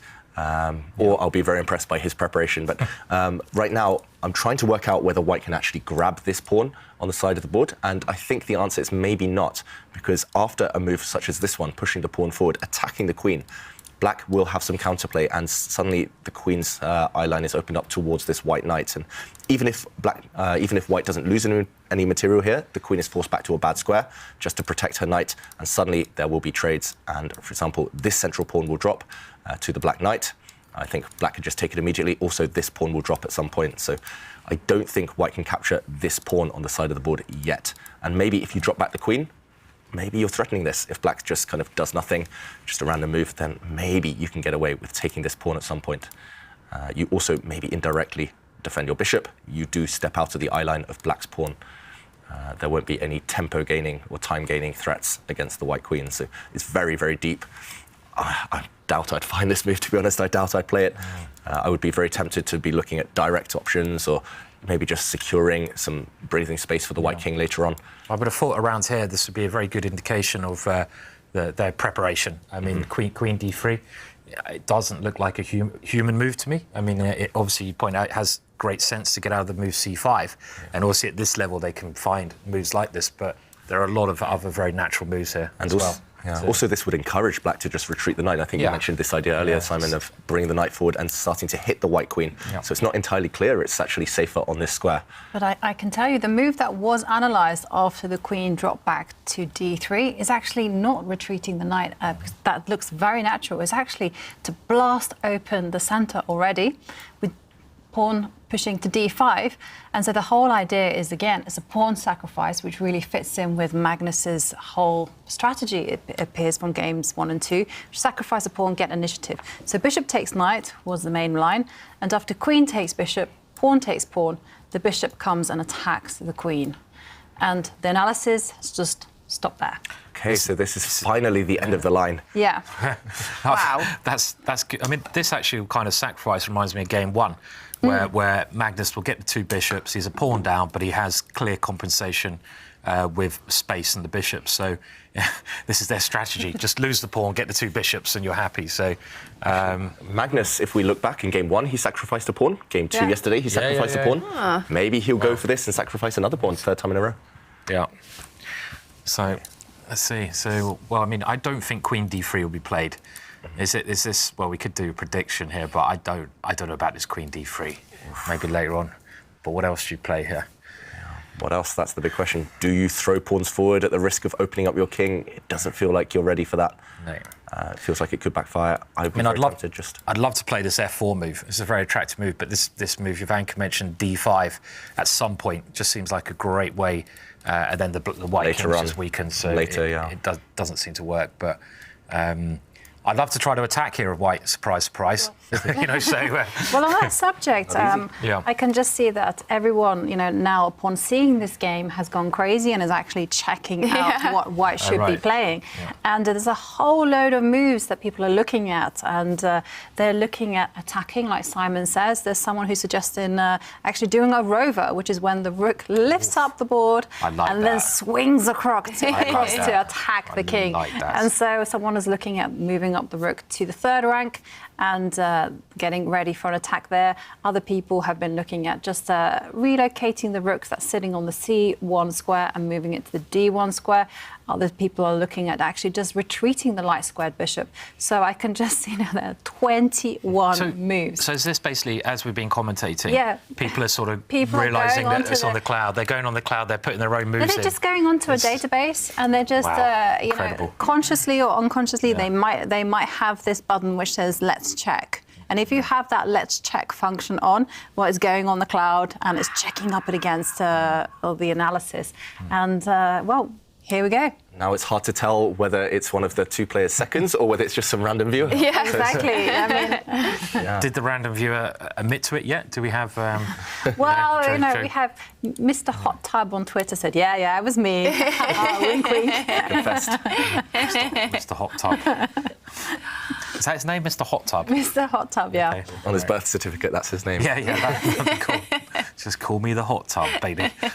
So, I really like this rook e3. I mean, I think it's a bit early, but this is just the kind of move that if you had time to get the rook to g3, you'd very much like to play with those bishops. You kind of need to have, when you're attacking like this, well, you're not really attacking, but in order to start an attack, you need to get as much ammunition around towards your opponent's king. It's all about timing, as you discussed. So swinging the rook over, the rover, rook over. That's the one. I call it the rook swinger. The rook lift. The rook lifter. It's for one of these moves. I mean, it seems like a nice idea, but maybe it's too slow. Rook to g3, at least would have a very nasty threat behind it. Yeah. So in the current position, that's very tempting, but it does take 1-2 moves. And a lot of moves. Maybe Magnus would be able to break out in the centre, as we showed. Definitely. There would be some big consequences here.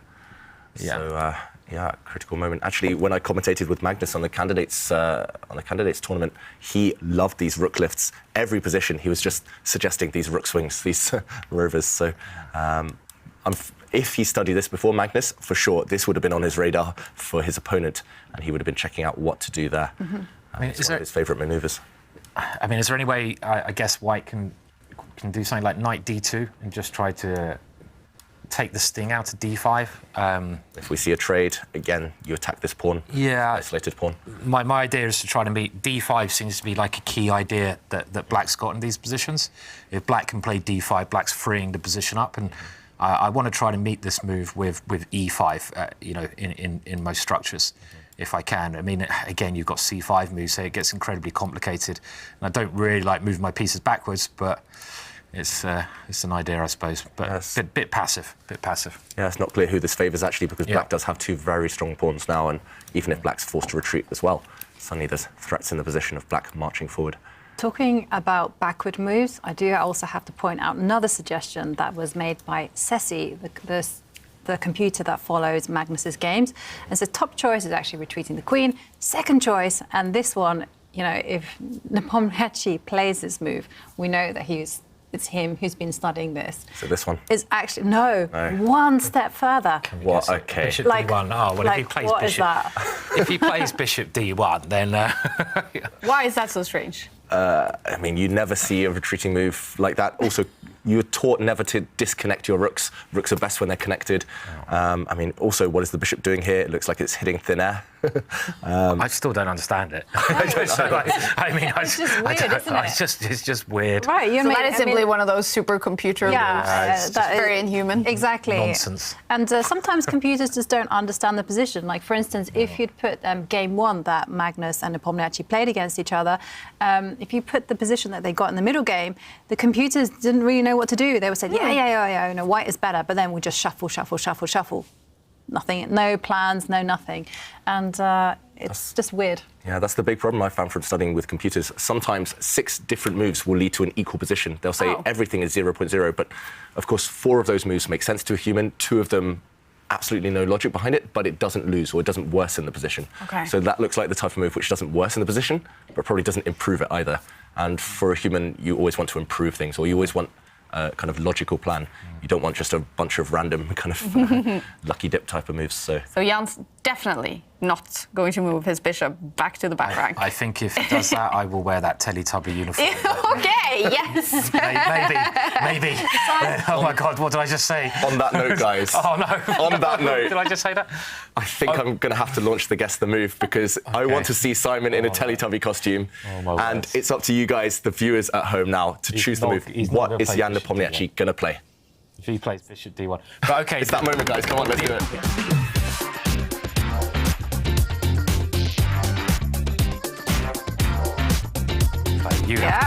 Awesome stuff, David. You launched Guess the Move in this position, and that means the viewers, they now have to guess the move on Twitter. Yep, and we don't know how much time you have, remember, so message us using the hashtag C24Live.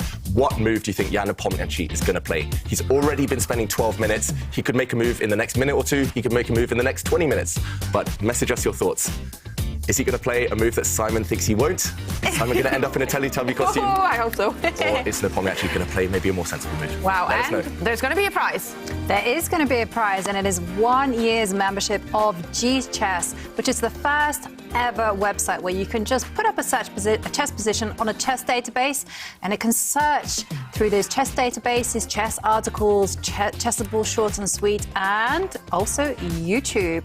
So it's an awesome prize. It's a tremendous resource at your fingertips. So please tweet your answer using the hashtag C24Live, and I will be picking the winner, which is always fun. Yes. All right. Well, you still have time. Clock is still ticking for Jan Nepomniachtchi. How many options, realistically, does he have here? That's the thing. Many options. Okay. We've suggested maybe 3 or 4 options. We showed them on the board a moment ago. I think the bishop option is the least likely of those. But, for example, stepping the white queen back 1 square, pushing some of the white pawns, lifting up the white rook. Which one appeals to you at home? Let us know. Yeah, and remember, bishop D1 means Simon gets to wear the Tinky Winky. I'm sure the bet was that if Bishop D1's played, OK, I'll go Tinky Winky, whatever. La la, just give me the whole bloody lot. I don't care. But if Bishop D1's not played, I'm sure David said he has to wear a la la outfit. Wasn't that the bet? I'm sure there's a winning side to the bet. I didn't think so. Like, no? I don't think so. Oh, OK. Oh, dear. Are you sweating yet? Are you sweating? I am. I'm getting a little Don't bit. worry. Hot I mean, under the I think collar. you've made a pretty safe bet. I'm just going to wait, though, with, yeah. Oh, dear. All right, well, you guys, 14 minutes now before Jan Nepomniachtchi in this move, so you still have time to make your predictions. Okay, his hand was raised. And still thinking. He's not sure himself. He's undecided. And actually, I think this is the longest he's spent at the board thinking since the beginning of game 1, since very early in game 1. So, yeah, right now it's unclear. Nepomniachtchi, if he retreats his queen, we're going to head down towards that position we showed earlier, black sacrificing a pawn. If he lifts up his rook, he's going to try and attack. He's going to go towards that black king. It's a stylistic option now for Nepomniachtchi. All right, what will it be on Nepomniachtchi in this situation? Magnus Carlsen has left the board, so he's kind of following Jan Nepomniachtchi's strategy here to stay away from the board as much as possible, maybe. Yeah, mind games, mind games. Yeah, definitely. All right. Well, what will you do, Jan Nepomniachtchi? Will you give us a Tinky Winky in the studio? Probably not. Oh, please, no. Please, Jan, retreat that bishop. Well, we do know he's been working with supercomputers, right? There was a university in Moscow that has a super strong computer that he has been working with. So, I mean, is there slight chances, or is it simply a bad move? It's not a bad move, definitely, if the computer suggests it. And also, I've noticed the more I work with computers, the more kind of concrete my thinking becomes. I start calculating more, I'm more direct maybe, and I start getting kind of infected with these type of computer ideas, and maybe that will happen for Nepomniachtchi. That type of move, though, unless he's studied it before, unless he's looked at this position, it's just incredibly hard to have when your candidate moves. Normally, chess players, top chess players, I think this was mooted by Kotov at one point in a book called Think Like a Grandmaster, and he talked about candidate moves. You have 3 or 4 on your radar, you just compare the 3 or 4 moves against each other, you look down the line, you evaluate, and then you pick one. It's going to be very hard for Nepomniachtchi, even if he's looking at 4 or 5 different moves, to somehow take a step back and think, okay, I'm going to retreat my bishop. I know they have these microphones now, which are quite interesting at the end of the game. Yeah. They turn these microphones on so you can hear what they're saying, like, oh, you know, but I just hope they're one-way microphones because, you know, he might have heard us in the studio and he's like, I'm just going to play Bishop D1. I just want to see him wearing that suit. That's it. I don't care about the World Championships. I'm going Bishop D1. But that was quite interesting. Like, so yesterday, they had these microphones where at the end of the game you could hear the players chat to each other straight away afterwards. And I find it quite peculiar that the players do chat to each other so much because it is the World Championships. And, definitely, and it's so intense, and it's like a war on the chessboard, and they're fighting for this huge title. Yeah. And, you know, dramatic stuff happens in the game, and the game is over. What did you think about that move? It was like just friendly. No, it's actually... Yeah, I was chatting to Jovanka earlier, and we thought that, I mean, the course of that conversation as well, it felt like Nepomniachtchi was trying to take the dominant role. He was saying, OK, I saw this and this and this and this, and Magnus was just saying, oh, yes, oh, yeah, oh, yeah. And it's very rare to see that. Normally, Magnus is the one who sees more or who kind of is more confident about his evaluations. But Nepomniachtchi yesterday, he saw a lot clearly from that conversation they had together. So maybe it sounded like a nice conversation, but maybe it was part of the tactics for Jan Nepomniachtchi. Oh, the mind games. Yeah. I mean, there's been some famous cases, I think, of like people often analyse their games afterwards. This is a very normal thing to do. If you're playing in a tournament, you finish the game, you go into the analysis room to have a look at your games. And I heard a story, I don't know if it's true, that the ex-world champion Karpov, when he analysed the top players in the analysis room, he would play awfully.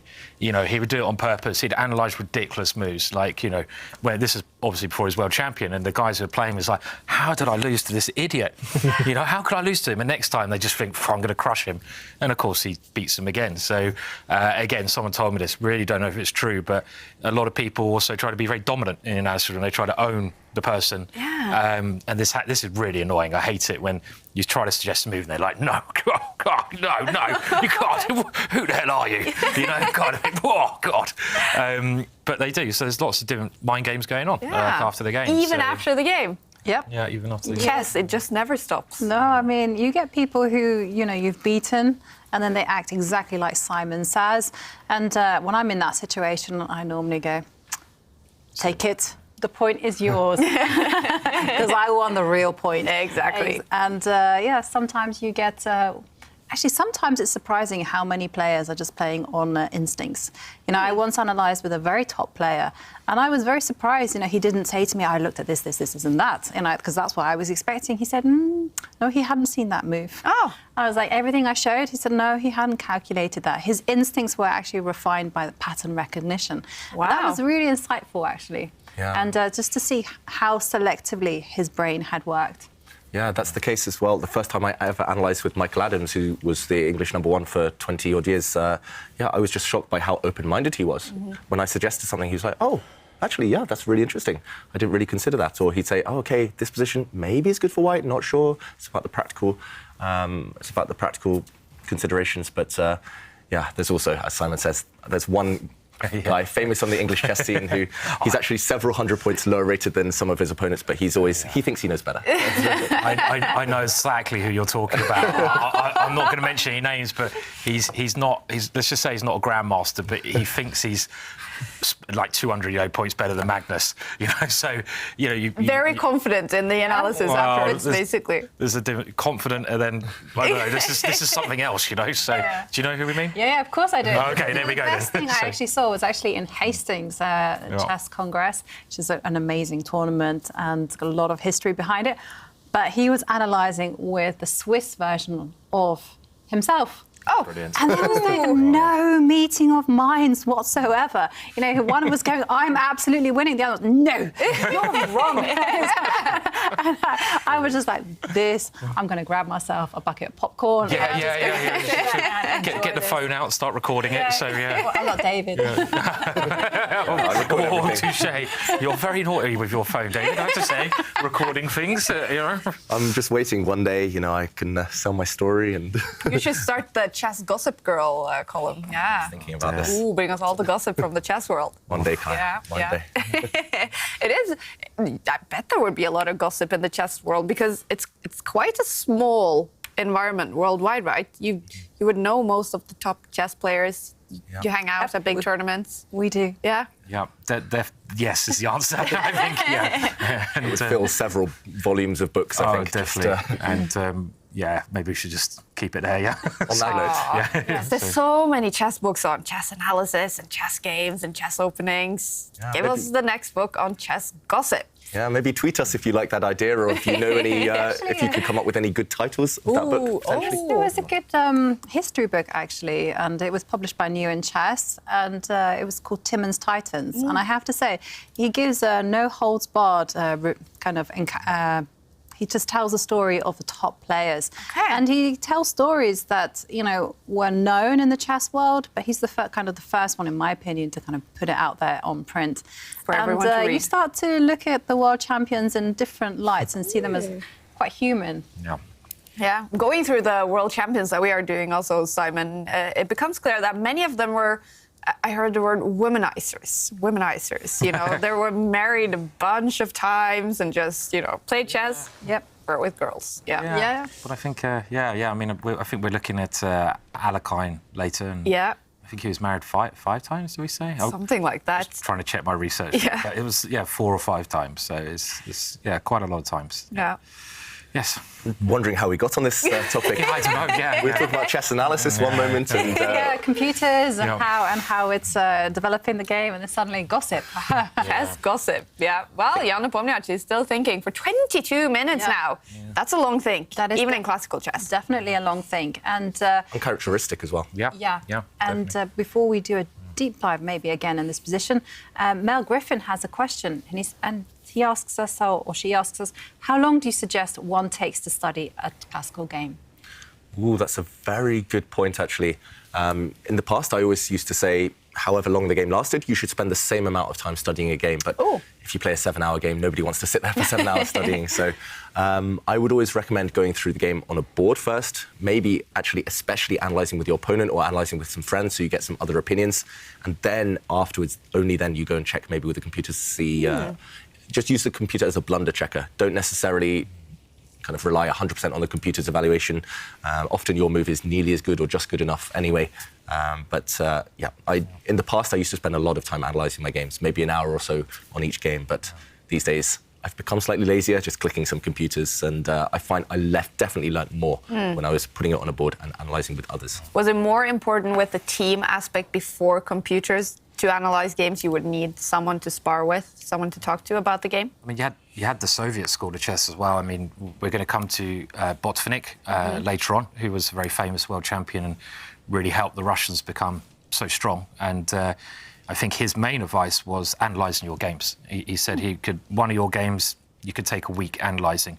So literally a week to look at every single aspect. And I think that's one thing they did a lot to find all the weaknesses, all the strengths of their play. So I don't think you can really go wrong with analysing your games, but I think you can if you're using a computer, because again, it's you've got to understand the why. Why are you doing things? And the computer doesn't tell you that why.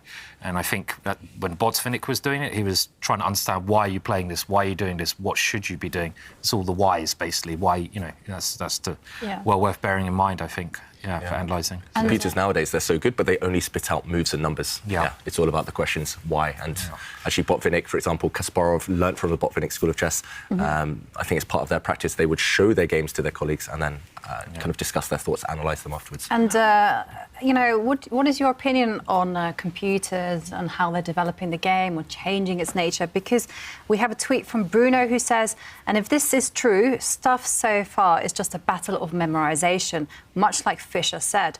Opening theory, ruining chess. Having mixed feelings about this.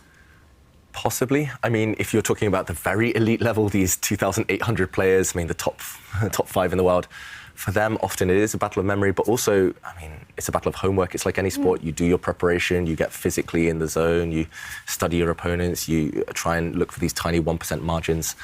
I think that's just the way the world is going. And if we embrace it, computers have taught us so many new ideas. We're just as creative now, I feel, as we were in the past with computers showing us these long-term sacrifices. And I think if we embrace it, then there's a lot of positives. Of course, take some of the romantic nature, some of the mystery out of the game, but That's just the modern world. Yeah. If you had a choice, would you go back to the days of pre-computer, or would you? Yes. Yes. Well, there you go. Then that's so everything you say is a positive, but just no. It's unrealistic now, unfortunately. It is. We're, of course, we're here, and we've got to adapt. Yeah, we've got to adapt. No, I totally agree. You do the same, Simon. Oh, definitely. I mean, but I wouldn't be sitting here broadcasting. So there are positives, but I really preferred it for computers personally, because the memorization thing is I'm too old to do that now anyway, but it's the imagination, I think, is also, you can just refute sacrifices by putting it on your computer for 10 seconds, which is a real pity. But is that why Fish Random is such a, it's getting more and more popular, this variant where the pieces are placed randomly in the starting position? Yeah. Do you think that's going to get increasingly popular? I think at some point that's the way maybe things are heading. At least in Fish Random, it's more about general understanding and calculation and talent as well. Yeah. I had an interesting conversation with Arian Tari, the Norwegian number 2, about these things, and he told me that I value talent too highly, and actually computers, they help people who like to work hard, and that's just as valid. Yeah. I mean, not everybody is born with an ability like Magnus to memorize everything, and it kind of levels the playing field. Of course, he's still the best because he uses those tools, but if Magnus didn't, he couldn't rely just on his talent. I guess it's also a talent to work hard. Exactly. And this is something that we're finding now, to work hard and to be very religious in your learning. It is a real skill, and this is what you have to do. Yeah, I mean, it's important. Like, so, even things like memorization, it is a talent to kind of go and research memorization and to start learning the techniques to improve that. You don't necessarily have to kind of fix yourself in the whole idea, hey, I'm bad at memory, I'm too old for that. You can actually go, well, let's try and do something about it. You don't have to be at that level all the time. So, yeah, I've been reading a lot of Carol Dweck. Fixed mindset, growth mindset. Yeah. Well, this is all very relevant when we will be talking about Alekhine later on, Simon. Coming after Capablanca, the big genius, the natural talent. And then Alekhine, maybe known for more studying, doing the work.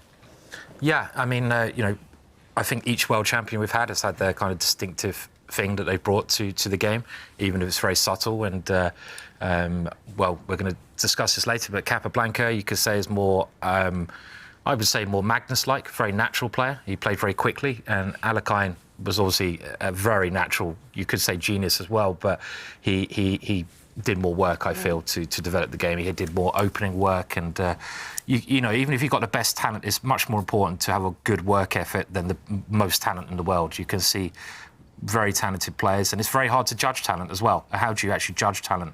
There was some controversy recently, wasn't there, where one of the seconds of a recent challenger in the World Championships basically said there was many more other players than this contender who were more talented than him. Oh. I don't know if I should mention the name, but it's out there anyway. And that was, it was a bit strange, but yeah. All right. Well, Nepomniachtchi, 30 minutes now, almost spent on this move. It is guess the move time, so you guys can still keep your suggestions coming in on #C24 Live. I just moved. I'll be sitting here for 10 minutes fearing Bishop D1. Should we remind them about what possibilities we're looking at? Okay, that's good. Yeah. Yeah, so there are a few main possibilities, and just to recap the main moves that we were discussing, that we were showing earlier. We were discussing, for example, White's queen stepping back 1 square, White's rook sliding across. For example, this one is actually the top computer suggestion move we've heard from Jovanka. And just as this happens, he's made a move.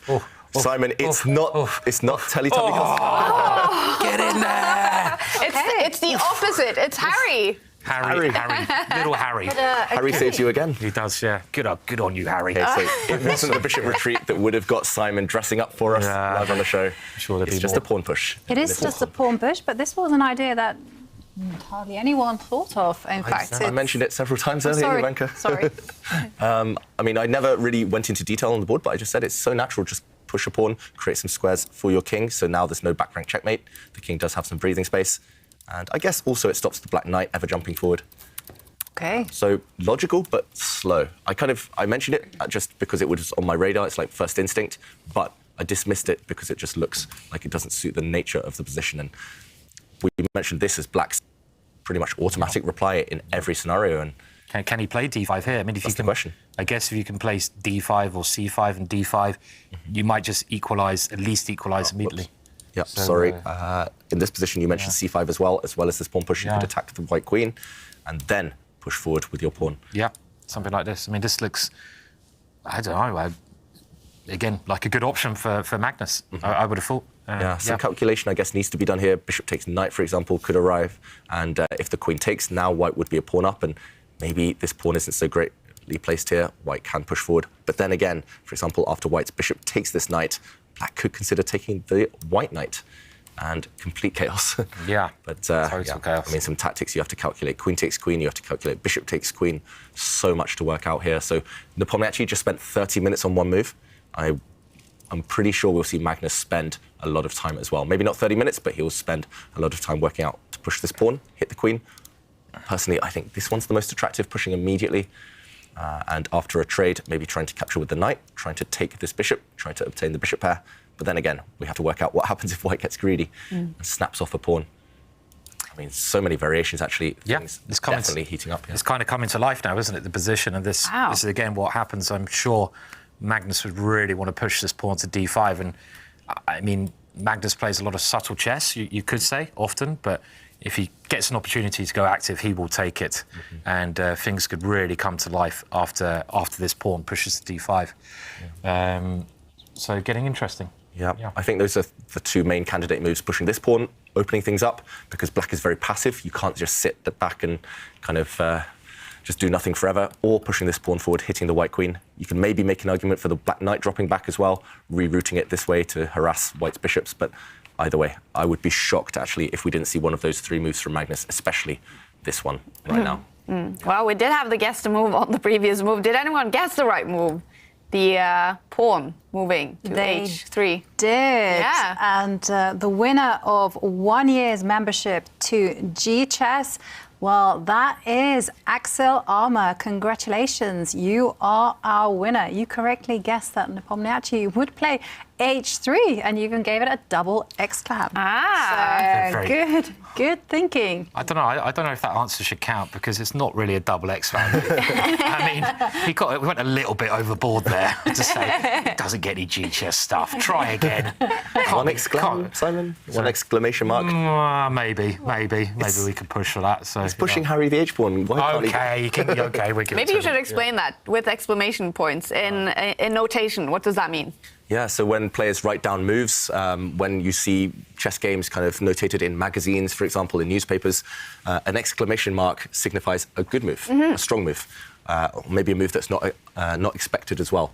Double exclamation mark is just a genius move. Oh, wow. Those are quite rare. You want to reserve like a queen those. Sacrifice, stuff like that. Exactly, for the really, really genius moves. How about blunders? Are there? What would they look like? Question mark. Of course. And the type of move that I play quite often, double question mark for the big blunders. He's so not telling the truth. No, he's this British sense of humour. Too modest, way too modest. No. David doesn't make a double exclamation mark move. I wish he did. I don't make double exclamation mark moves. No. I got my words bumped. Question mark moves. Okay. Sorry, David. No, that's okay. And occasionally you see a bit of a mix. You see exclamation mark, then a question mark. That means interesting. And if you see it the other way around, question mark, then an exclamation mark, it means dubious. So a bit of a dodgy one. Not bad, but dodgy. Okay. I can remember the first time I played David, and it's interesting because we're talking about time control, and I didn't realise it's a bit different to the standard time control in internationals now, where they're not getting increments. So normally in nearly every chess tournament played, you make a move and you get a bit of time added to your clock. And I think it was Aronian, a world-leading player, who said yesterday that he felt maybe Magnus is a little bit uncomfortable with this format, which is the old format. You don't get added time. So if they do get short time, you can hustle your opponent. And this is the way it used to be for the first 20 years of my life. And I remember I was playing the Isle of Man competition. I was playing a young kid. Went to the board, this young kid, nice kid, very well-mannered. And he was sitting there, and I was playing him, and I heard he was a real talent. Be careful of this kid. But I was like, I'll be all right. Wheel out the English opening, and we play a very long game. And this kid, unbelievable, the time would get down to 1 second. And I'd be looking at the clock, and I'd be thinking, he's got 1 second left, and then very calmly just go and play a move, and then get another extra 30 seconds. Like, oh, come on, man. Next move. 5, 4, 3, 2, 1. And I'd be like, this went on for about 40 moves, and I wasn't used to this time control, and I thought, what? I just thought, he's got to lose on time at some point. He ended up crushing me, ended up beating me, I ended up crying. This kid was running around happy, don't know about running around. And of course, it was this guy sitting next to me, David Howell. So he used to like playing with fire. Yeah, the fantastic. Even when he was a kid, which is quite funny. The fantastic David Howell. Yeah. Okay, we have to go down to Dubai because Tanya has a bunch of interesting guests around the venue where the players are sitting. Thanks, Kaja. I am outside the venue now. Those are some fascinating stories. We see the challenger and the world champion, the current world champion, fight it out for the world championship match. We know Jan Nepomniachtchi and Magnus Carlsen, two of the best players on the planet, for just how strong they are at the game. They come across as these beasts, these monsters over the chessboard. But there's a human side to these two players. And I am very pleased to look into that side, to get more insights into that. I've got a very special guest with me, and it is Grandmaster Sergei Yanovsky. He's a long-time guide, trainer, friend to Jan Nepomniachtchi. He's been in his team. He's a manager now. Thank you so much for joining us, Sergei. Thank you. Yes, really. I started to work with Jan when he was 10 years old. And when we started working, Jan was the European champion among kids 3 years in a row. It was 2000, 2001, 2002. And in the 2002, he made the golden double. And also he won the world championship. And in this championship, he tied the first place with Magnus Carlsen. But according to the special rates, he was the first and Magnus was the second.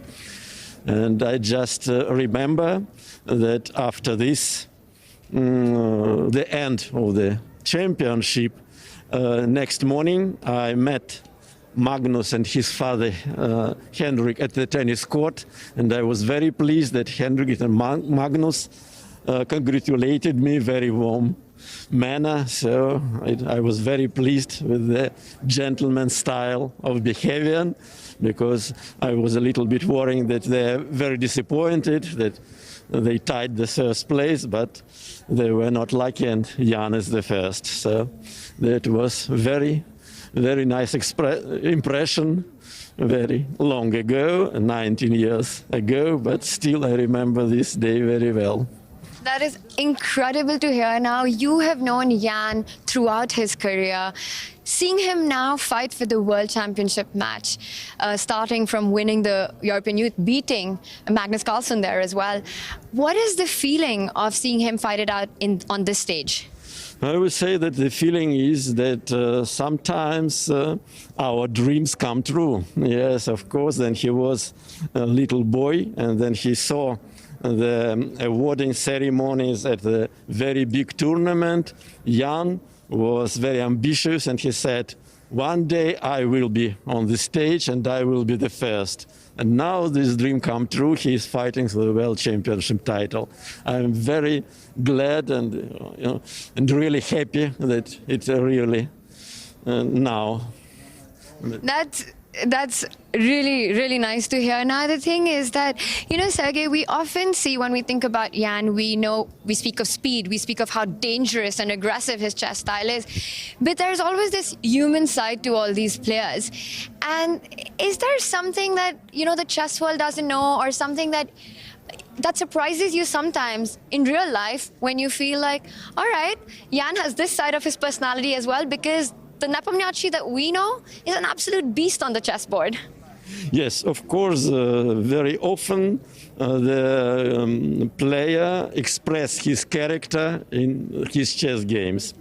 But I will say that, of course, Jan is a real fighter. Yes, he is very ambitious. He never thinks about the draw. He tries to fight for the victory till the very, very end of the game. But of course, in the real life, he is not such a monster. He is a very intelligent person, and he is very caring to the person who are near him.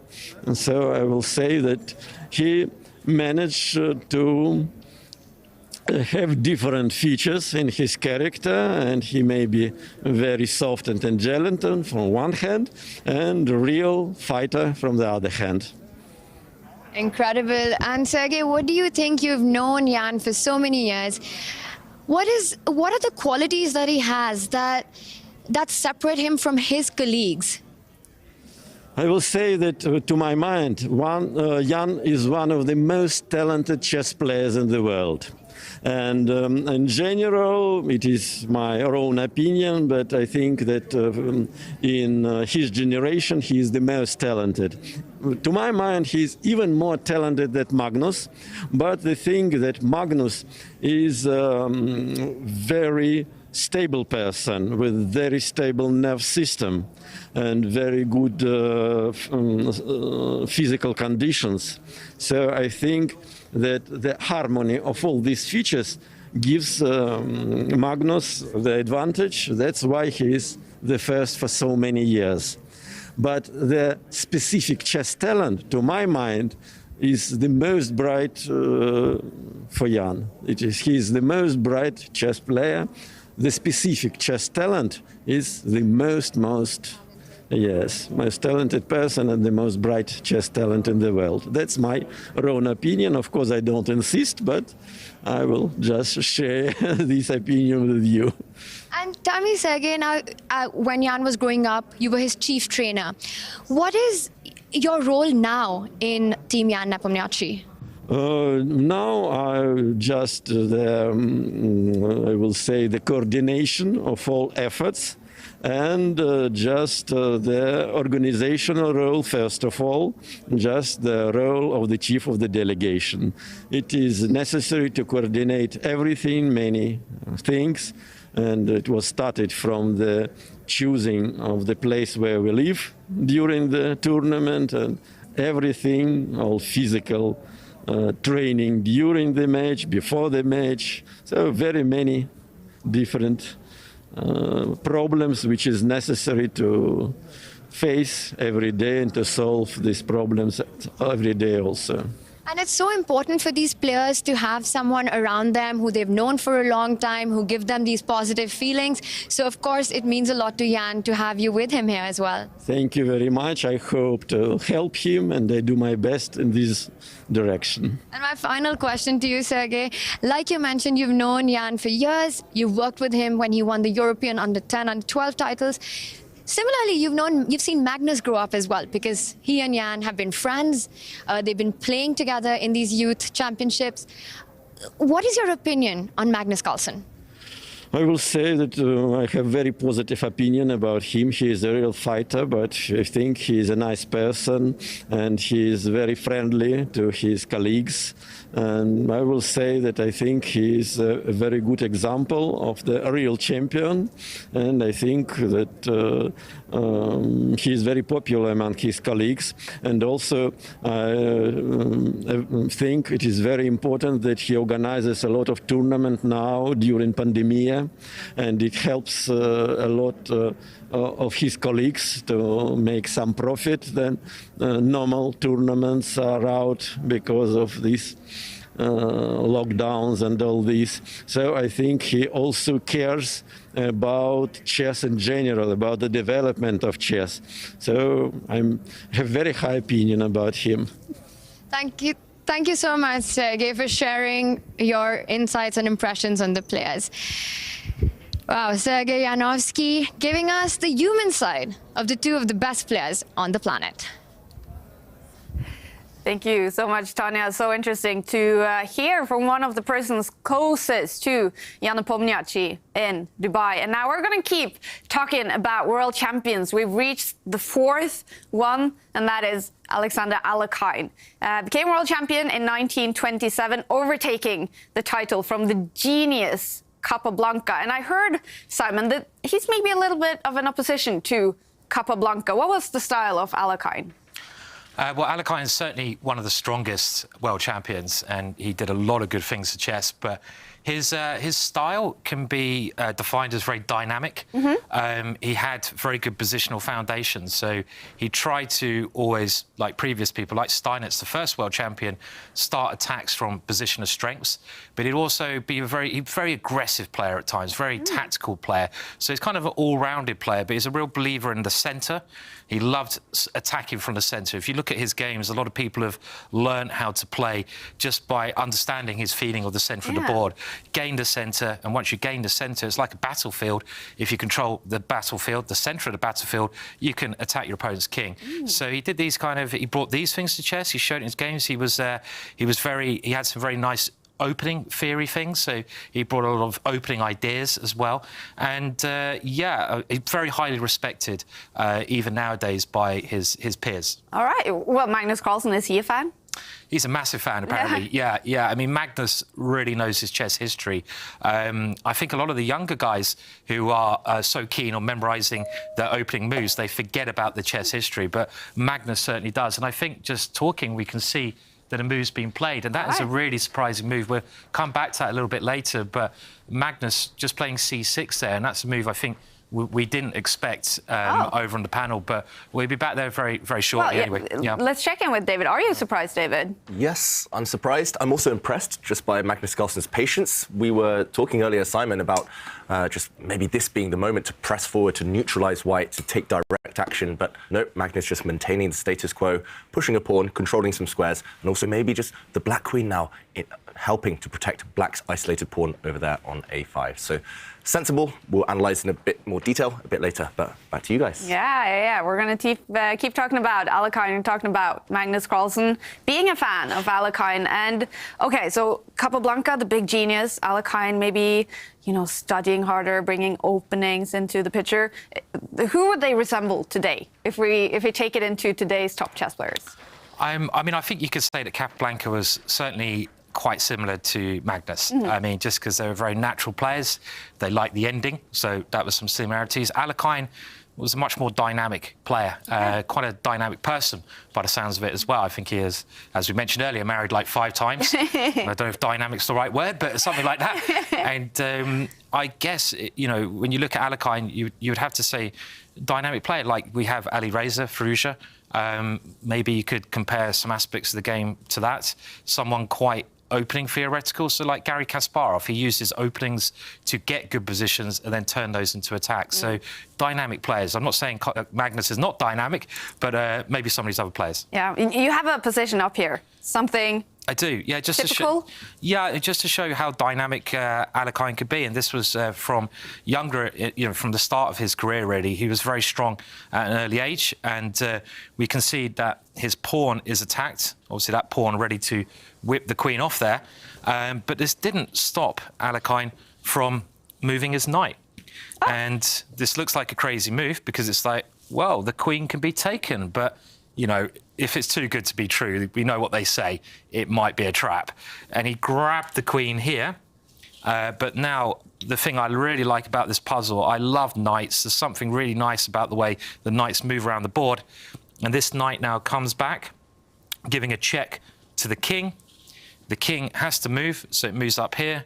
We even use our friendly H-pawn. Oh, yay. Of course, to give another check. The king comes here, and the final move here, which maybe the viewers can find, is to do with the other knight. You just got to find a square where it can give check, and this knight jumping in there is actually checkmate. So a very pretty finish, and I think a very artistic finish. And Alekhine was amazingly good at putting these attacks together. So, yeah, nice combination. And he became world champion in 1927, overtaking the title from Capablanca. Were there some controversies there with these two, players, and Capablanca being such a popular player as well? Yeah, I think Alekhine, and again, I'm saying the English pronunciation. I'm sure I'm going to get in trouble from our Russian friends here, but Alekhine was he was a bit controversial throughout his life, really. A lot of things he did, but in general, I think the most controversial of Capablanca was, he won against Capablanca, but he was really resilient, and he didn't really allow Capablanca to get a rematch. Yeah. So normally you'll give a chance to get a rematch, but this didn't happen. And I can see we've got another move over in the game. They're coming a bit quicker and faster now. Bishop coming back to c2 there, David. Looks pretty sensible. Very sensible, and it does look like both players just trying to avoid the immediate clash between armies. Both just taking a time out, controlling some squares, and sensible. Once again, we'll dive into the complexities and the nuances of this move a bit later on, but at the moment, still the calm before the storm. All right. Well, we're heading back to the 1920s then, when Alekhine became world champion in 1927. He kept his title, but then he lost it. So he didn't let Capablanca have a rematch against him. He kept his title. He lost it at some point, but he regained his title also. Was Alekhine a dominant player of his time? He was very dominant. He played a lot of tournaments as well, and he dominated those tournaments. I think he got 14.5 out of 15, something like that, against other great opposition. I mean, he did maybe dodge Capablanca a little bit. It would have been lovely to see them, maybe a wise dodge. And, you know, he also had an interesting life. He came, you know, he was brought up in Russia in very hard times. The war was ravaging, and he moved over to France, and he represented France for a long period of his life. And maybe he played life like he played chess a little bit. He was adapting to scenarios, trying to do the right thing for his situation. But interesting, and the most interesting thing is probably his friend, his best friend, his cat, right? Yeah. So, yeah, I don't know if we can bring up his... Oh, look at that. So he would actually travel around with his cat. He would, yeah, and not very normal, really, to travel with your cat, but he would go everywhere with his cat. Really? So whenever he played a chess tournament, he'd want to take his cat. So his cat was his travelling friend, and he had a very appropriate name as well. He was just called, I believe, Chess. So Chess the cat. Chess the there cat. You go. Yeah, so maybe the first famous chess cat. Well, we saw the first world champion, Simon Steinitz, with a very nice beard. Yes. Maybe you're a little bit inspired by Steinitz. Are you also a little bit inspired then by Alekhine with your cat? Well, yeah, I do have a ginger cat, Charlie the chess cat, so he doesn't come around to chess tournaments with me, but yeah, you know, I like cats. Yeah? Yeah, definitely. So, all right. yeah. Well, Alekhine, he was born in the Soviet Union. He became French. He was French before he became world champion in 1927. And such an interesting story, a dramatic life. He even died before anyone took his world championship title away from him. And I know that down in Dubai, Runa also knows quite a bit about Alexander Alekhine. Well, yeah, for sure. This guy, as you mentioned, is an extremely dynamic player. He also had an extremely dynamic life. So we actually had a bit of a trouble finding out which pavilion actually to go to. We are at the French pavilion because for the longest time he lived in France. He was a French citizen, and he played for France for the longest time. But he was not born. Alekhine was not born in France. He was born in the old Russia. He was born to an extremely wealthy aristocratic family. Then something happened called the Bolshevik Revolution. That was not so good for the aristocrats and the very wealthy. His father lost his life, and Alekhine had to flee the country, and he fled to France. So there he played, and for many years, and he played very, very great chess. But trouble was still looking for Alekhine, and of course the Nazi army invaded and conquered France, and Alekhine was not able to get out in time. So throughout the war, he actually had to play under the Nazi flag. They forced him to play under the Nazi flag. So I would say that's probably the most controversial thing he ever did throughout his life. He later expressed that he was very, very unhappy with this. He said that he had no choice. And as you correctly say, Kaja, after the war, he moved to Argentina, where he lived until his death. He died holding the title, so far the only player to die holding the title. But he wasn't world champion all the time because Max Euwe, the Dutch brilliant chess player, defeated him. And Max Euwe is also an extremely interesting guy, a guy who literally changed the rules of chess through mathematics. So that is the next thing we're going to talk about. We are going to head to the Dutch pavilion, and I trust that Simon can enlighten us on the style and play of Max Euwe in the meantime. Thank you very much, and back to you guys. Thanks so much, Runa. It's fantastic. You're such a big chess fan and been reading up on chess history. And so much fun to listen to your stories about Alekhine, or Alekhine, which I guess is the right pronunciation in Russian. Yes. All right. Well, he was are you a big fan, David? A huge fan, and actually one of my first books was a series of Alekhine's best games, I think by himself. Just some annotations about some of his favourite games, and already in those days I was thinking, I can't attack like this. It's too clever, it's too strong. And yeah, of course, colourful character as well. Yeah. And we did, Jovanka, you were saying? I was just going to say, every world champion that I've read about has, when they were kids, studied the games of Alekhine and read his books. So, Alechin. Yep.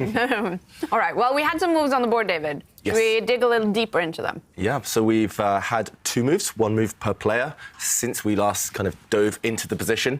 And it was here that we left it, with Magnus debating whether the moment was right to push his pawn in the centre. And as we mentioned, this would have created complete chaos. It would have led to some really forcing sharp lines. For example, after the pawn stepped forward, a trade here, and Magnus, he would have had so much choice. He would have been able to take with the knight, the bishop, maybe even with the queen.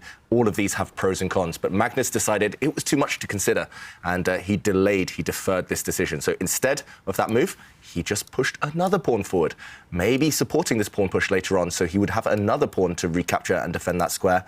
Also, as mentioned, opening up the queen's protection of this pawn in conjunction with the rook. So white should not get tempted to take this pawn now. This would be a bad material imbalance for white after a capture here, and at the very end, black would have gained 2 pieces just for a rook and a pawn, and the 2 pieces here, the 2 minor pieces, will be stronger than any rook.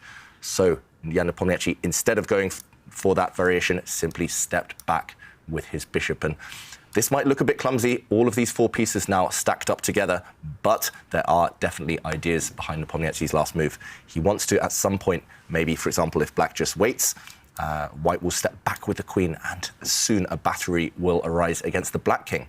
There's a threat against the black knight, and if the black knight retreats, suddenly the white pawn steps forward, and we understand why Nepomniachtchi has put his bishops on this square. There's actually a checkmate threat in the position, and black's king now in huge, huge trouble. So, okay, Nepomniachtchi, with his bishop retreat, putting his bishop on a potentially good square, Magnus now needs to find a way to react. I don't think he can wait much longer. I don't think he can just maintain the status quo.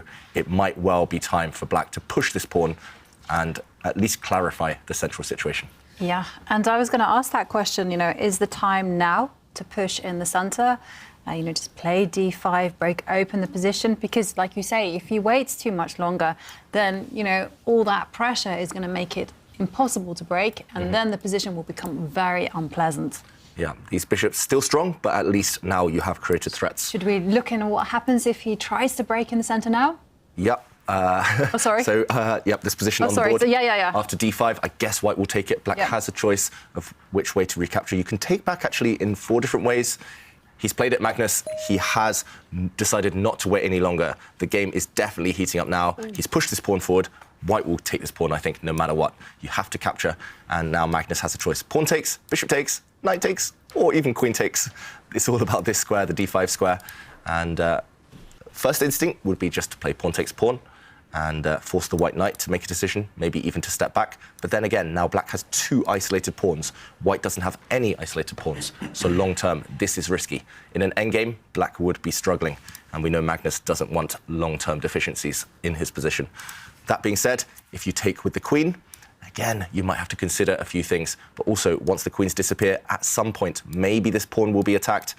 For example, here, white could consider maybe capturing this pawn, and black needs justification for doing this. Maybe you're okay, maybe you move the knight out the way, you're attacking lots of things, but calculation needs to be done here. Either way, I think after this pawn takes pawn move, Magnus will continue thinking. And what do you think, Jovanka? Which way to recapture this guy? Oh, with a bishop. With a bishop was my vibe. Okay. Because, I was a little bit worried after knight takes, the line that you demonstrated. So after knight takes here, maybe the white queen might even step back, again threatening some nasty, sneaky checkmates. And you have to make a pawn. You have to push a pawn, actually, to defend against that deadly threat. And maybe you're okay. Maybe you're okay. It's a bit shaky, right? It does feel a little bit shaky, because now, having provoked that weakness, the queen can actually step forward again. Later, maybe you try and sneak in this diagonal instead. So that line doesn't really appeal to me too much, but bishop takes and a queen takes, as you showed, I didn't like that at all. I felt it was It's possible, but riding shaky. on the edge and kind of bishop takes. Is there anything wrong with that? So I can see. I think there's nothing wrong with any of the recaptures, to be honest. I mean, might some may be slightly better than others, but none of them lose on the spot at least. And we would see a trade of rooks at some point. Maybe white would take these rooks off the board. Maybe the white knight can jump in. Yeah. It's not winning the game for white, but it's slightly unpleasant for black potentially, especially if white can obtain the bishop pair. White's bishops will be very strong, and next move, white can eliminate one of the strong black bishops. So, okay, current position is this one. Not that one. It's this one. And right now, Jan Nepomniachtchi just debating whether to capture this pawn and force things to accelerate. You said it's heating up. What do you mean by that? Is it easier to make errors? Is it easier to see that the players are ambitious? Well, the position has opened.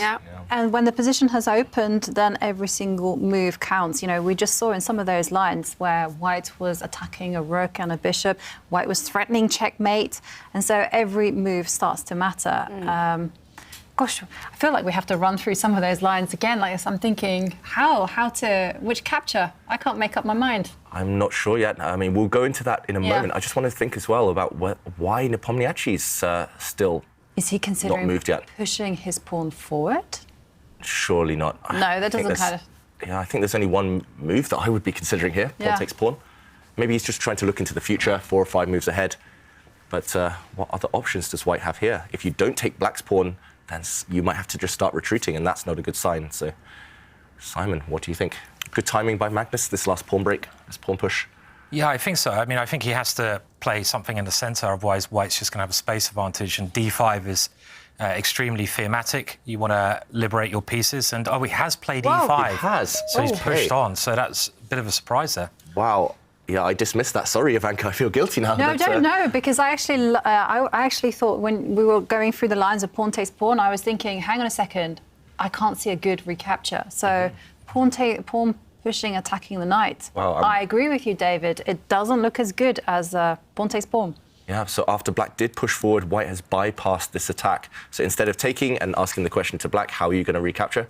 Jan Nepomniachtchi pushed forward, and this is a counter-attack. Yes, the white knight will drop, potentially, but then again, the black knight would drop. And if we compare the pawn structures in this endgame, for example, if the queens disappear as well, if we see a trade, then suddenly black's pawns, we see that they're extremely weak. This is isolated, these are doubled, this is isolated, and this is also isolated, whereas the white pawns are nicely coordinated, nicely connected. These two as well could potentially defend each other. So endgames, maybe not so appealing for Magnus, but for example, if the knight moves, is Jan Nepomniachtchi just going to jump into the position? Maybe he's going to jump in with his knights, and he actually had this type of knight yesterday. I remember. Magnus had this type of knight with white. Black also had a very strong knight at some point, but if we saw this knight eliminated, then suddenly these two bishops, I think, are just too strong. There's actually a direct threat of checkmate. White's queen wants to take this pawn, in teaming up with his bishop, and if the black move is the black knight is forced to move, that means it maybe has to go into somewhere very daring, right? I mean, maybe you have to try c5 here. I mean, the thing is, this is one of the positions we talked about. You have all this building up to the crescendo, to the violence, and the violence is now happening on the board. If I was black, I'd try to play with as much tempo as I could, and I think a move such as pawn to c5, just pushing that pawn up to attack the queen, makes sense. I want to push the queen away, and I want to try to avoid you going queen d3 in some positions, but I don't know if he's played that. It looks like he's taken something, and he's captured the knight. I'm very surprised he's gone for this ending.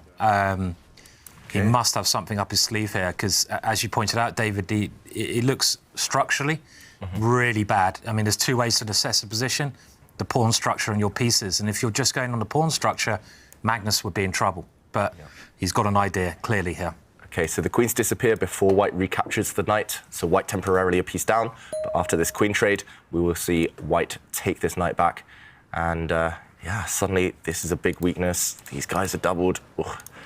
I'm not so confident for Magnus. David, we also talked about this rook over of Jovanka's, the rover, the rook swinger, and it's one of those positions where if black does ever capture on f6, that's going to become certainly an idea, maybe after taking on f6, if you want to go super aggressive, something like this, Playing for checkmate, even though the queens are gone, Yeah, those bishops. They're just raking bishops. I have a suggestion. Instead of capturing the pawn, what happens if you were to go, okay, there's a lot of danger in the position, let's play my bishop out, my dark square bishop, and that's the move I want. Nice. And just try to relieve the pressure a little bit. Yeah, this is clever, actually, just hoping as well for white to trade the bishops on black's terms. And suddenly these two pawns are connected once again, and they become very, very powerful. They'll start marching down the board. I guess white would have to ignore this trade, just pretend that there was no tension here, and maybe, for example, pawn takes pawn. And if you want to regain this pawn, which is protected by white's bishop, then you'd have to trade at some point. And maybe it's not so bad for black, but still, structurally, these two are not necessarily better than white's one. So... Are you saying you're getting worried for Magnus Carlsen now? I think he should be fine, but he's got to be accurate and energetic.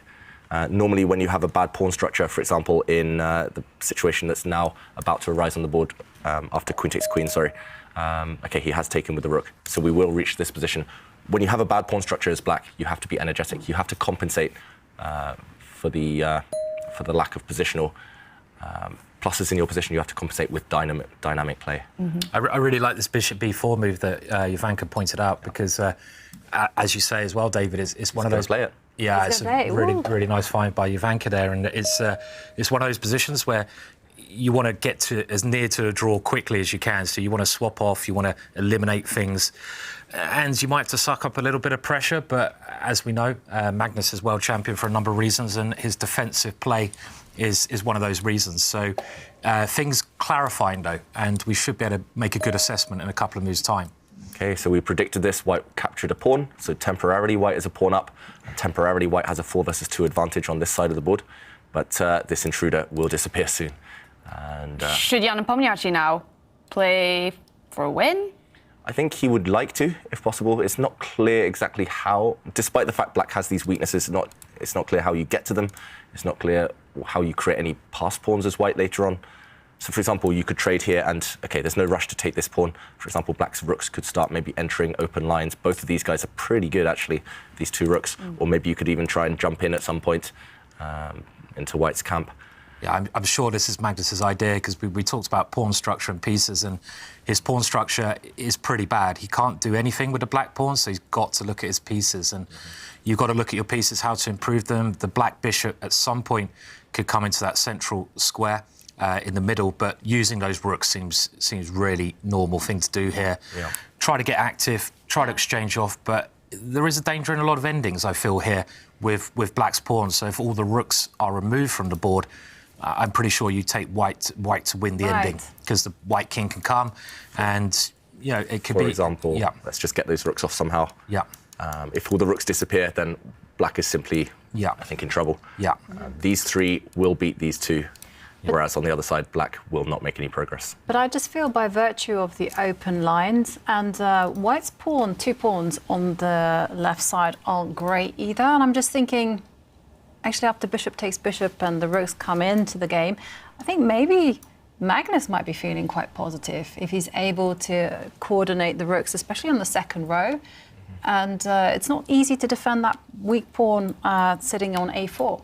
Yeah. Yeah, I mean, I guess white can play rook e-d1 and try to put a king on e1, but definitely black has that activity at the moment, and activity is very important. I mean, I would say, is general sum up, this should be a draw, but it feels like maybe Jan is playing for the 2 results, and this is like a perfect scenario to be in. And what the 2 results means is you're playing probably going to be a draw, but you have the winning chances. I can't, unless a mistake is made, see Magnus winning this position. Yeah. But draw looking likely. But we're going to have some more adventures first. Yeah. It's definitely not a dead draw, but maybe with best play, black's activity, especially with the rooks, will compensate for the deficient pawn structure. So. And they're playing quite fast now after both of them having long things at some moment in the game. Both players spent nearly half an hour on one move, and clearly they'd calculated ahead. That's why these top players are so good. It's not because they're indecisive, and it's not as if they're freezing for those 30 minutes. They are really, really making these hard decisions. Yeah. Would you have rushed with capturing the pawn on g7? Probably not, but I don't necessarily think there's anything wrong with it either. You were preferring I was the rook preferring coming in. to mobilize rooks, so I was either thinking put the rook on the other rook that's not working, put that on the B line, and then threaten to come into the second row. I felt that there was no rush. Did you see that stare from Nepomniachtchi, looking straight? He's got the best stares. I mean, if there's a staring competition, he wins it hand down. I mean, he reminds me of Kasparov. Kasparov was like the best actor in chess. He was really. You mentioned his aura. His aura was powerful, and he could use his body to translate energy to the board, it seemed. And he had this. His opponent would play a bad move, and he'd be like, he'd be all over his shop. He'd let his opponent know. And Jan just reminds me of that. I don't think he does it consciously. I think it's just a subconscious thing he does, but it must be a bit intimidating to have that, you know, have that stare. And again, there's another English grandmaster I can think of who very famously stares straight in your eyes, and he doesn't take his eyes off you. He's for the entire game? For the entire game, he will just stare right in your eyes. And I think there was a famous story once when he was playing another English grandmaster, and that grandmaster said, do you want my phone number or something? It's like, you know, which was mind games again, you know. So, but it's quite off-putting. Okay, so Simon, your plan is coming into fruition. Bringing the king towards the centre makes a lot of sense there. So. Once the queens are off, the kings are never going to be in any danger, right? So they might as well help out. And now white, I guess, is also ready to evict any intrusions by the black rooks. If the black rook, for example, on the d-file just comes in to the second rank, white can just challenge it with his own rook. Maybe black's plan here is to try and get rid of this bishop. I mean, if I was black here, king f6, bishop f5, I want to get to a rook ending. My rooks are on the open lines, as you've pointed out, and I just want to get rid of the bishops so I can try to get to some of these key squares for my rooks. So that's the way I might be looking at this, to try and get rid of the bishops as black. You've always got to consider, especially in the ending, what pieces will help your position if you exchange them and what will make them worse. And we've said that if you exchange all the rooks off, that's a bad exchange for black, but maybe the bishop exchange is the way to go. I don't think he'll get it in, but you can try. Yeah, really interesting, actually, and that's very instructive. Any endgame, or even any middle game, you need to ask yourself which pieces, which trades will benefit me. And maybe Magnus is going to go for this, actually. The more I look at it, the more I like it. If, OK, let's say white just makes a move. If we do see this bishop trade, just to highlight the squares you mentioned, Simon, now that the white light squared bishop is gone, the black rook has access to this square, also supported by a pawn, and the other rook has access to this square. And both of those would team up against this poor white pawn. So this, it's not 100% clear who this would favour, but it does look like black would be happier if the bishops leave the board. And also, in general, right, it doesn't hurt to put your king nearer the centre. If all the rooks disappear, at least you're quicker to get into the middle, and then you can choose which side to run to. So that would be very sensible. Maybe white could stop this by, I'm not sure, lifting up a rook, just to try and create a pin if this ever happens. But at least then the white rook's committed itself to a square it might not want to be on. So yeah, I like that idea. Alternatives would be just to slide across, right? To try and come in. And if there's a rook trade, maybe one set of trades is okay, because then the black rook could try and come in. But it's not entirely clear, because if the rook does come in, white can just defend and then slide across and evict again. I mean, it's a crazy idea of going rook b3 with a bishop on c2, but I think that's a little bit too much. I mean, okay, I don't believe it. But this sacrifice. Yeah, I mean, it is an exchange, and it's probably just a great way to lose. But I mean, you maybe have to think about it. The pawn is very strong, and you might be able to cause some. In the right moment, right? Because here, moment. I mean, white could go rook takes bishop, but at the right moment, this could be a really dangerous idea. It's maybe something to think about as Exactly. well. So there's lots of things still going on. It's going to be a long game, I think, this one. I still prefer white just because of the structure, but I think Magnus will be okay. Yeah, it feels like Magnus should be okay, but he needs to be energetic. And that's why we've been talking about computers a lot today, right? So it says 0.0. The computer thinks with best play it's a draw, but it doesn't necessarily show us whose position is easier to play and who the stakes are higher for. If Magnus is careless for 5 moves, maybe the computer will start saying +1, +2 for white. But I think if Nepomniachtchi is slightly careless for 2 or 3 moves, I think he should still be able to draw. So, I mean, I think Magnus has made a career winning 0.0 positions or 0.1 positions. This is something he's done. But this is one of those positions where I don't think he's going to be pushing. Certainly not.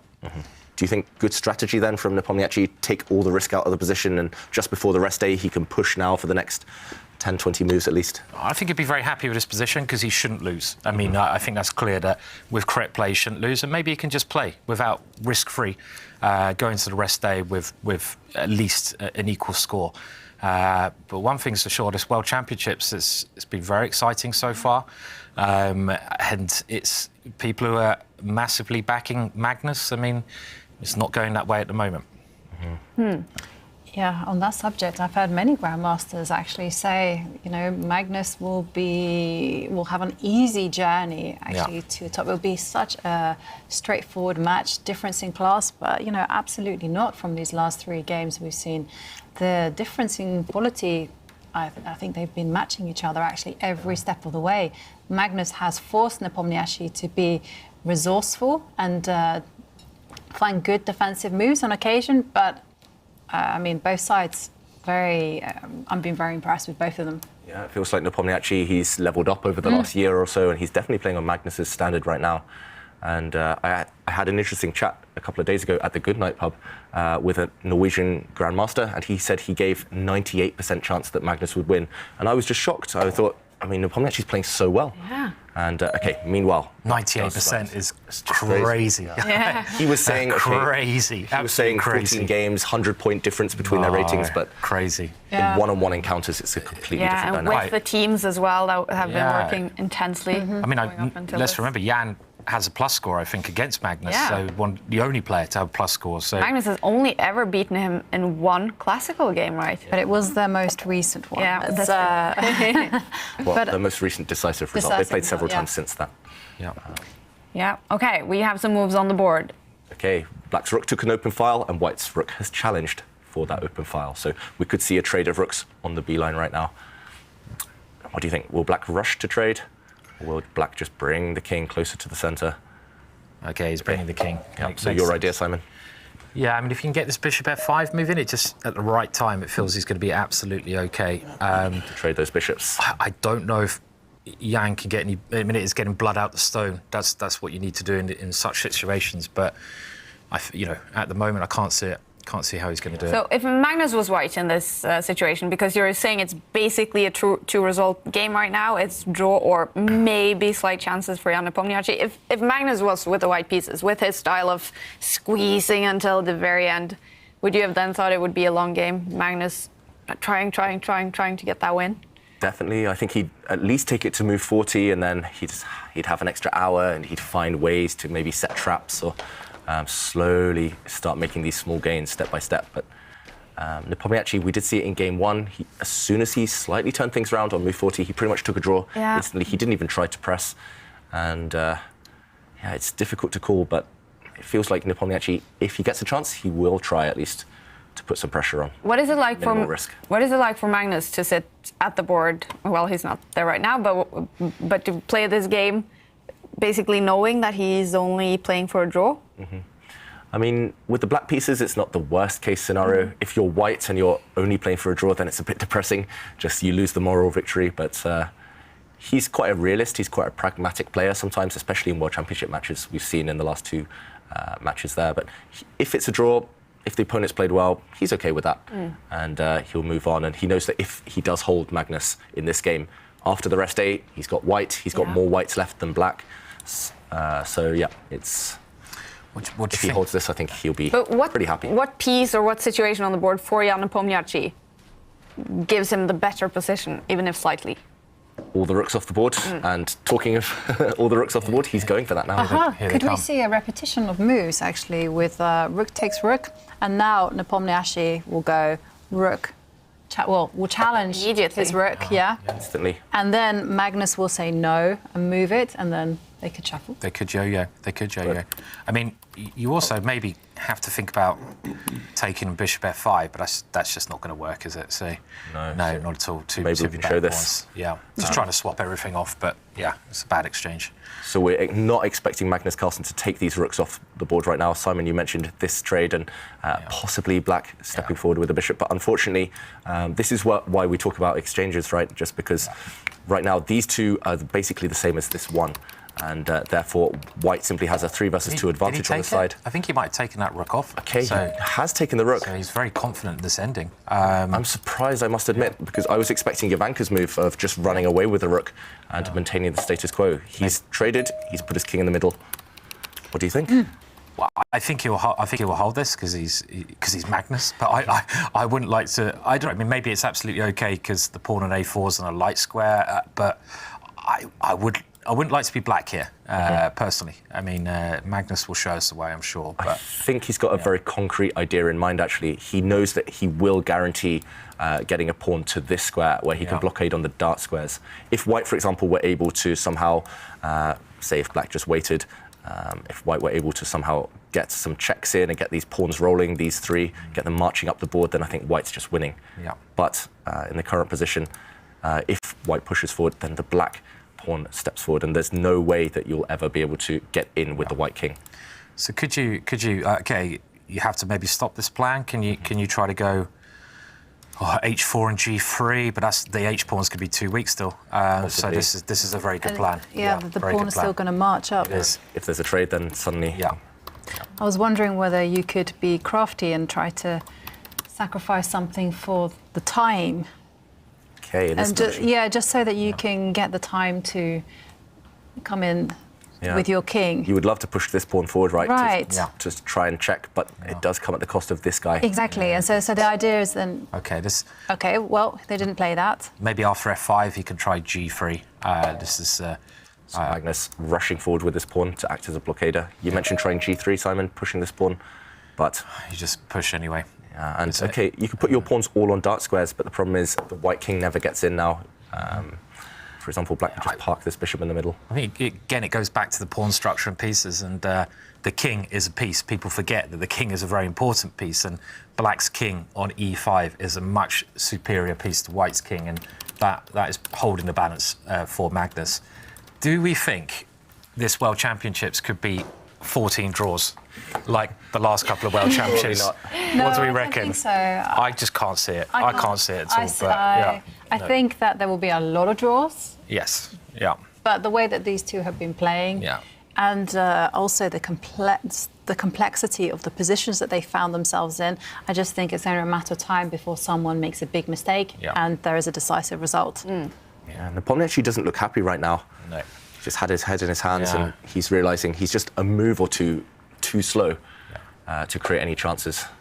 Yeah, I think you can see there, again, you can read him sometimes, and that strikes me as he's given up winning chances just with that body language.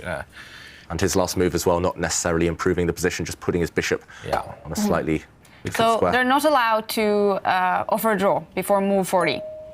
But they can, of course, have move repetition. Is that what we're about to see, you think? I find that rule very strange that you can't offer a draw because, OK, I can understand it in other tournaments where there's lots of players, but it's the World Championships. You know, you're playing one-on-one.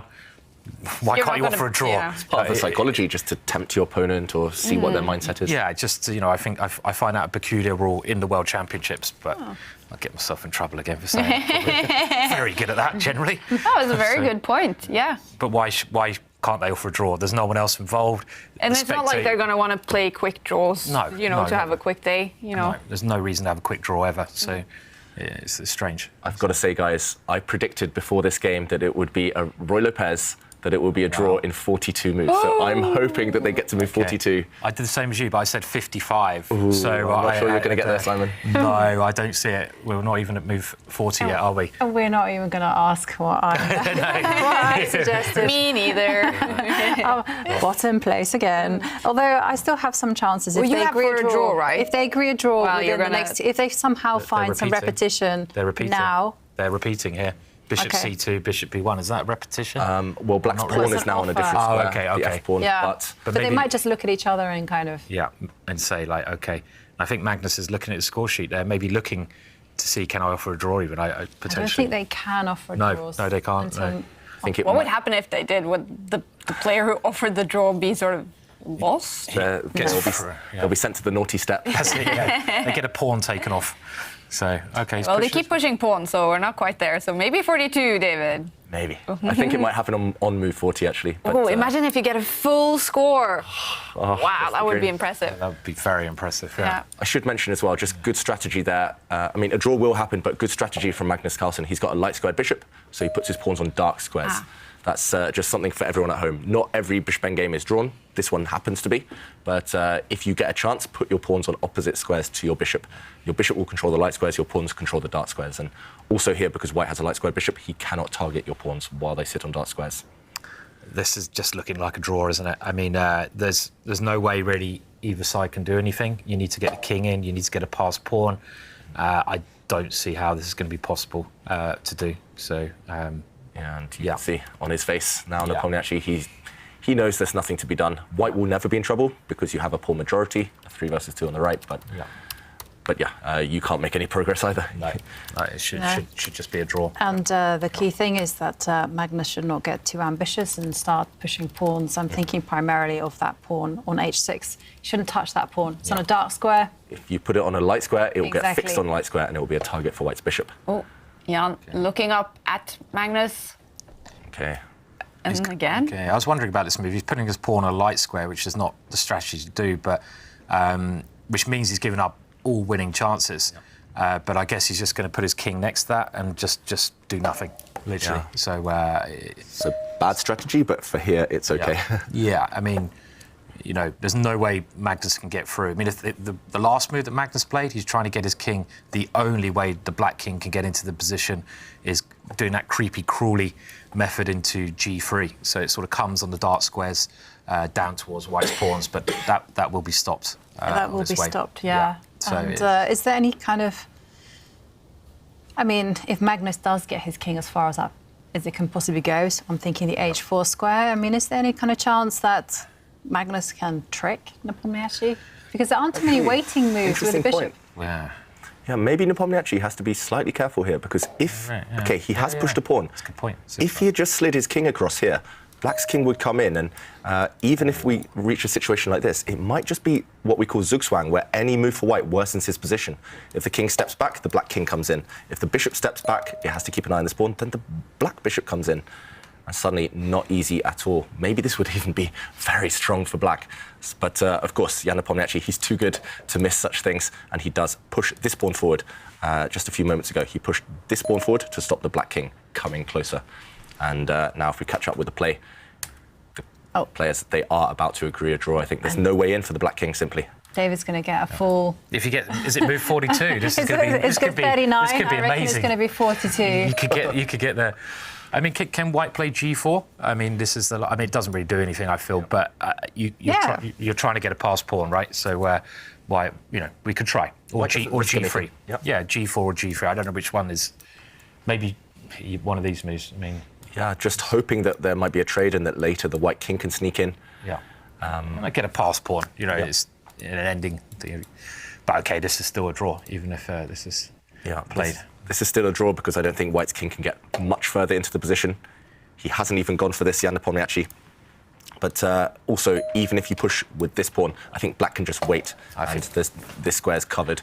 And it's about to be a draw. Let's go back to the players. It's a move 42, David. Could it 41. be? It's move 41. Yeah, but it's going to be for his... Did you get it? Move 40. Oh, move 41. Oh, that's incredible. Move away for David Howell to get his perfect score on the Magnus Nepo Prediction Challenge. It's a draw in Game 3 between Jan Nepomniachtchi and Magnus Carlsen. And it's a quick draw. Let's hear if they talk again today.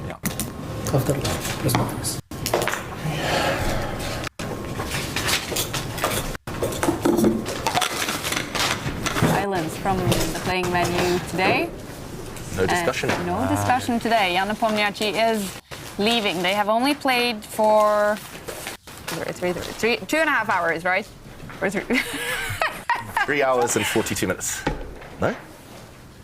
Oh, no, it's only 4. Yeah. Oh, yeah, 2 hours 2 and 42 hours minutes. and 45 minutes. So it's, in classical chess, a quite quick game, a quite quick draw. After 41 moves, it is over. But this, again, an interesting game, and we were especially interested in the game following that analysis from the dark web.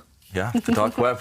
So much intrigue, right? And as soon as the game actually veered away from known territory, it was actually at this point, this was where we had the guess the move, where Simon was worrying, sweating about this bishop retreat. But maybe Jan Nepomniachtchi not so familiar with the ideas. Maybe he got to this point. I mean, this is move 20. That's impressive preparation, but he didn't know any further. And this pawn push just felt maybe a bit too slow. If he'd stepped back with the queen, Magnus would have had to be very careful of potential pawn breaks. Instead, after this pawn push, this innocent pawn push, it felt like the game was fizzling out. But Magnus, with this pawn push now, did manage to equalise quite easily. This is the kind of game which I think there's a press conference. We're going to head down to Tanya for a reaction from Magnus.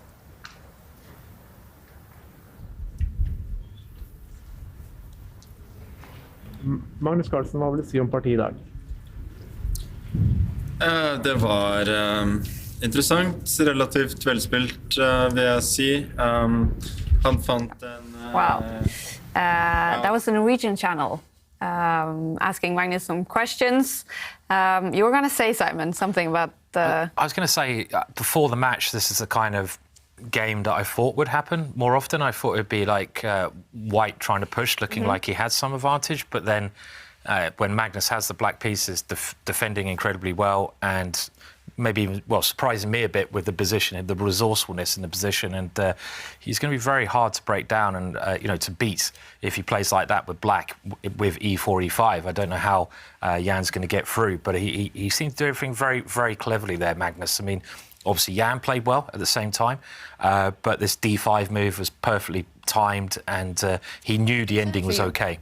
Okay, we're heading down. Yeah, I wasn't thrilled to have this ending, but I felt that it was generally well within the drawing range, and yeah, I was happy to liquidate, of course, this pure bishop's ending, because I get to centralize the king and push the pawn and create a barrier. Now, at least traditionally, World Championship, hold with black, try and push with white seems to be the strategy. How do you feel about the positions you've gotten so far with the black pieces? Happy with the prep? Happy with the way it's going? Yeah, the positions are fine, pretty much. Today, I was trying to play a bit of a sideline to try and get a game, but yeah, eventually I just had to try and liquidate, which I guess is what you normally end up doing in these positions anyway. Is that what Rook E8 was all about? Yeah, Rook E8, it's really, really dumb. It's a really, really dumb move, because usually you would try to go Rook E8 without D6. But it turns out even here he was well prepared, and he didn't give me any even slight chances to play, so I was happy. All right, and finally, 3 big games. Tomorrow's a rest day. Relieved? Yeah, it's good to get a rest day. Now I've had 2 black games so far, so the result is okay, but obviously gotta try and create some chances at some point. Thanks, Magnus. Finishing off with a smile on his face, Magnus Carlsen talking about the game here. Some notation. Can you take us through what Magnus is talking about, David? Yeah, so first of all, Magnus mentioned the barrier he was happy to set up right at the end, and that was actually in the final position. Just to explain to the viewers once more, White simply can't break through. White has a better pawn structure, but this king is trapped. It just can't get past these 2 pawns. So that was the first thing. But also, right back, if we rewind all the way to the opening, Magnus mentioned this position where he said, Rook E8, it's a dumb move, but it was his preparation. So clearly that's his strategy, to surprise his opponent. He said it's a dumb move because he could have played this earlier and saved a bit of time, but playing it now did... Well, the intention was to lure Nepomniachtchi out of his preparation. It turned out Nepomniachtchi was very well prepared up until move 20, or around move 20. And at this point, we saw later on, after the bishop came forward, that was where Magnus said, OK, it's fine. After White pushed this pawn forward, he liquidated, he swapped off all the pieces, he traded queens, knights, and everything, and eventually got down to the draw. So could have been better, could have been worse from the world champion's point of view. And he's saying it's a good result. 2 games with the black pieces after the first 3 games. They are still tied, Jan Nepomniachtchi and Magnus Carlsen. Do you think Jan Nepomniachtchi, Simon, is happy with the situation after 3 games? I think he'd be mildly happy. He didn't really get many chances in that game. He missed some chances in game 2. So did Magnus.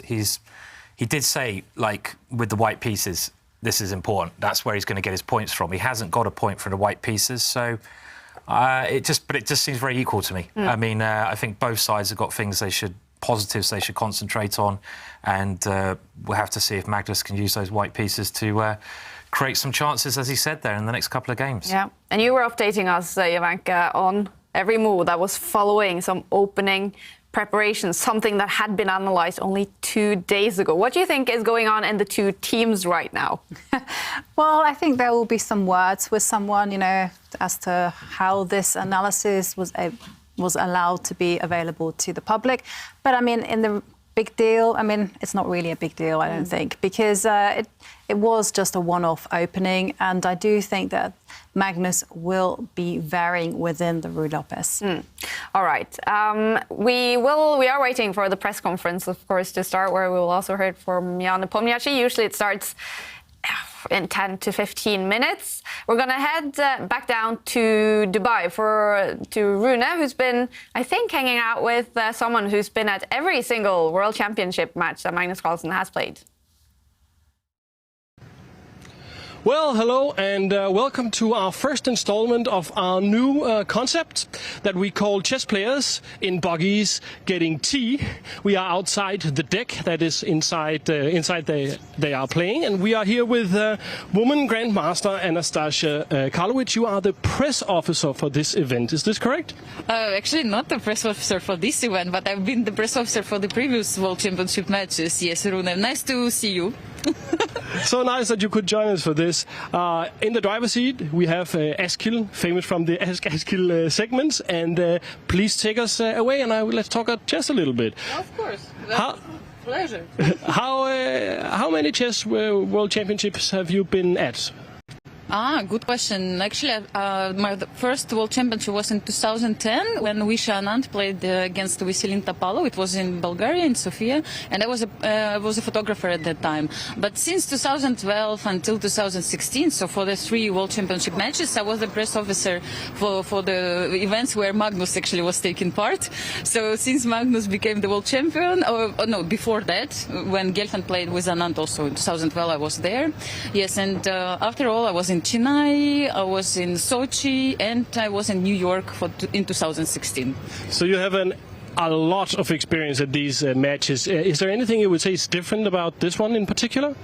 Okay, first of all, we are in Dubai, you know, we're here in Expo, and I think it's well organized World Championship match, and we have still, something is still the same, we still have Magnus here, so it's like the same thing after all, and it's a really interesting match. I mean, literally, it's unclear who is going to win, and maybe there's something which makes it also very exciting for everybody. I mean, taking into account the previous score between these players.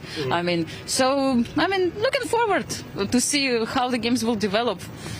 Thank you very much for the insight. It looks like we are getting to the tea place now, so Eskil has gotten us to the awesome place where we can have some nice tea. Thank you very much for the insight, and back to you guys in the studio.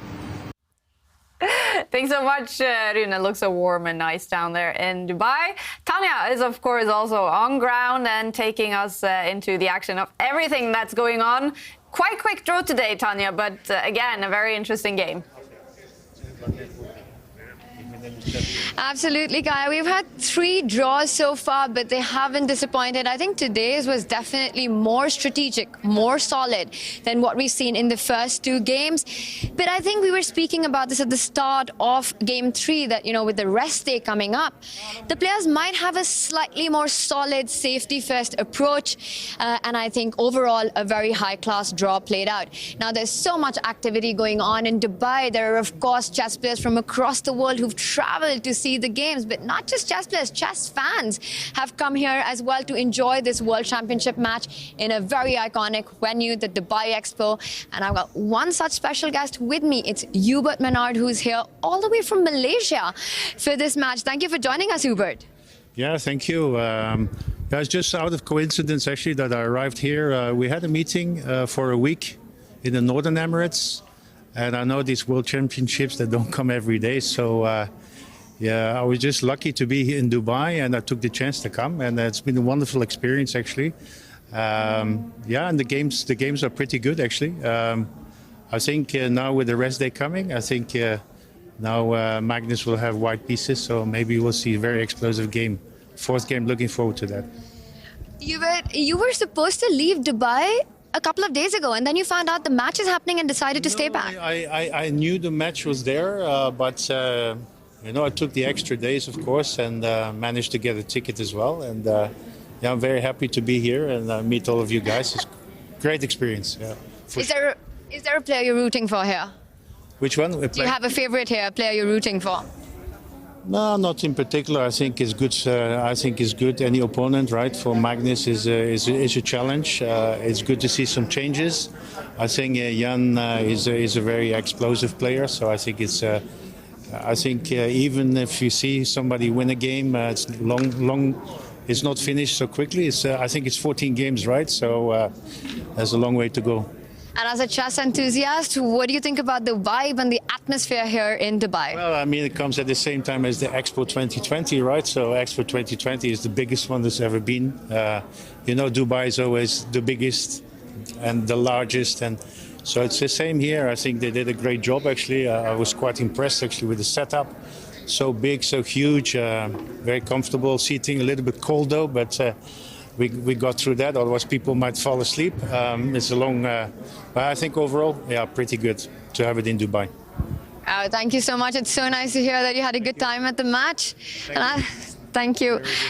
Well, that's what it is all about. Chess fans from all across the world, enthusiasts, tourists, they're all here for the World Championship match to witness who will become the next World Chess Champion. Tomorrow is a rest day, and I'm expecting a big fight as Magnus takes on Jan Nepomniachtchi with the white pieces in Game 4. All right, thanks so much, Tanya. And that game will, of course, also be Magnus Carlsen's birthday, Game 4 in Dubai in 2 days.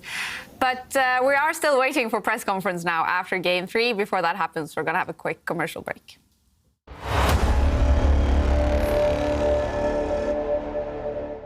Today, more than ever, when the world comes together to create a better tomorrow. It's going to be magic.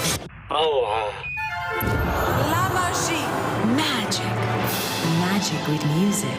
With architecture. With colors. Magic with celebration. With your safety. From here. There. And everywhere. For 6 whole months, day and night. Join the making of a new world, starting October 1st.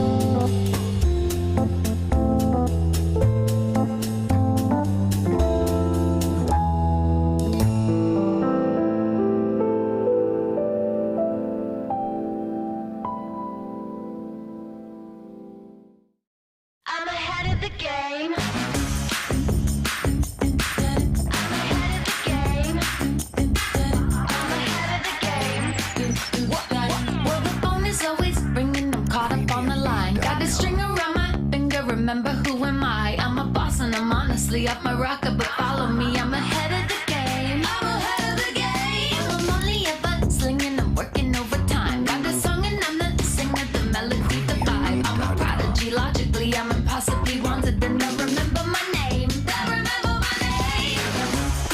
Ooh,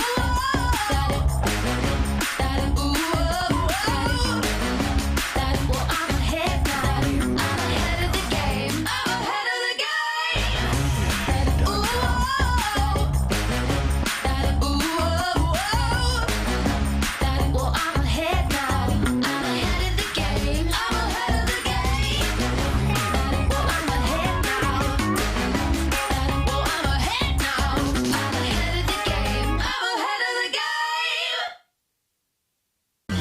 This is John. John loves to study chess. This is David. David loves to study chess as well, but efficiently. John spends more time setting up the board and figuring out what's on the page of his book than he gets to study. David likes to take it easy and use his time wisely.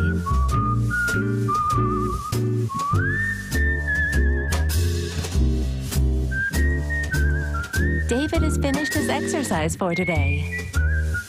John should try the same.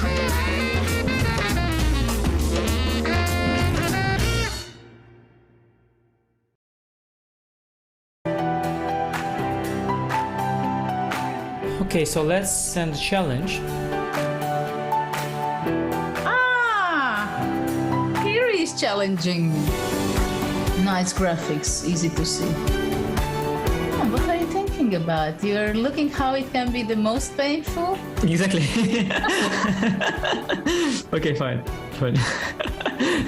That I give up a phone. He wants to be even rude.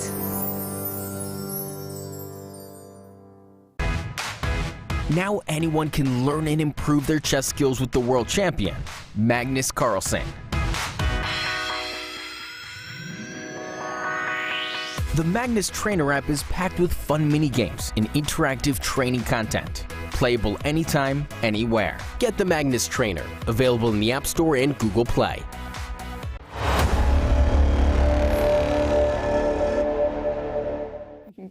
Welcome back to the Chess24 Global broadcast. We are waiting for the press conference after Game 3 in Dubai.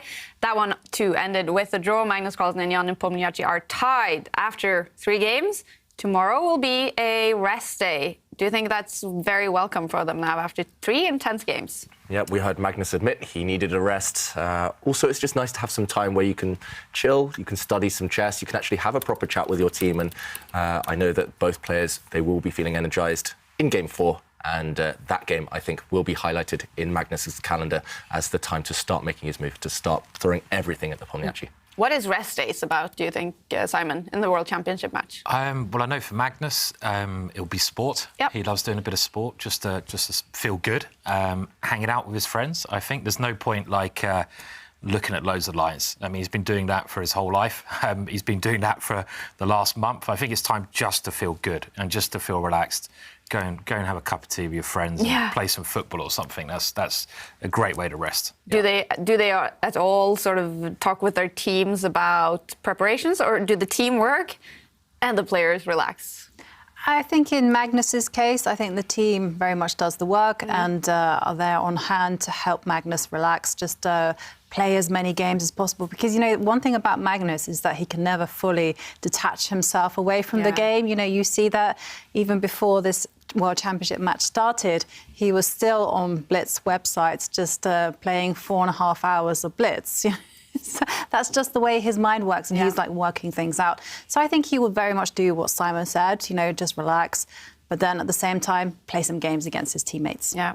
And do you think, David, that there will be some cleaning up in the teams if it turns out that someone has forgotten to make that analysis private? I think for sure there'll be some stern words. It might not come down to Nepomniachtchi or Magnus Carlsen to deliver those words to the teammates, but I mean, the bosses of those teams, they will want to make sure that nothing leaks out. And it's tiny, tiny margins at this level. We've seen both players obtain such a high level at an early stage, and one small slip like that might derail them psychologically or might derail them on the board later in the tournament. So, yeah, I think every little detail at the moment is essential. Yeah, and Magnus with the white pieces in Game 4.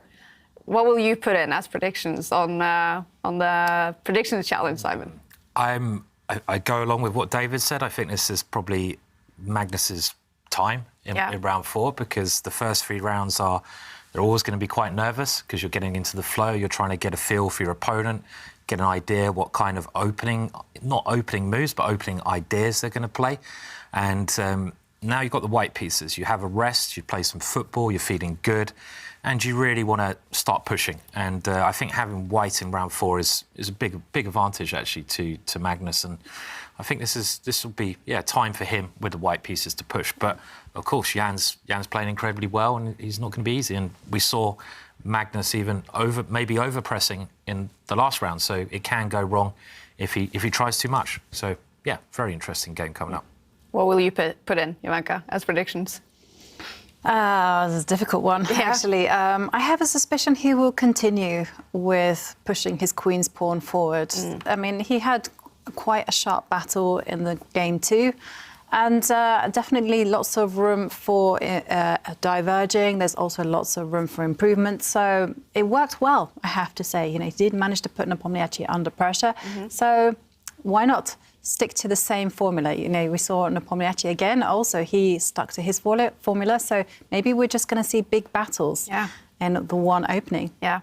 Well, David, we did check the Magnus Nepo prediction challenge, and even you weren't able to submit your predictions for the game yesterday, and you're still very much to the top of the table. What was it? I think I'm 39th in the world right now. Wow. But there's hundreds, maybe even thousands of players competing. So I'm gutted I didn't put my prediction in yesterday because I would have guessed the right opening and the right result. But it's just fun to be a part of it. I definitely recommend everyone at home to join in as well, join in the fun.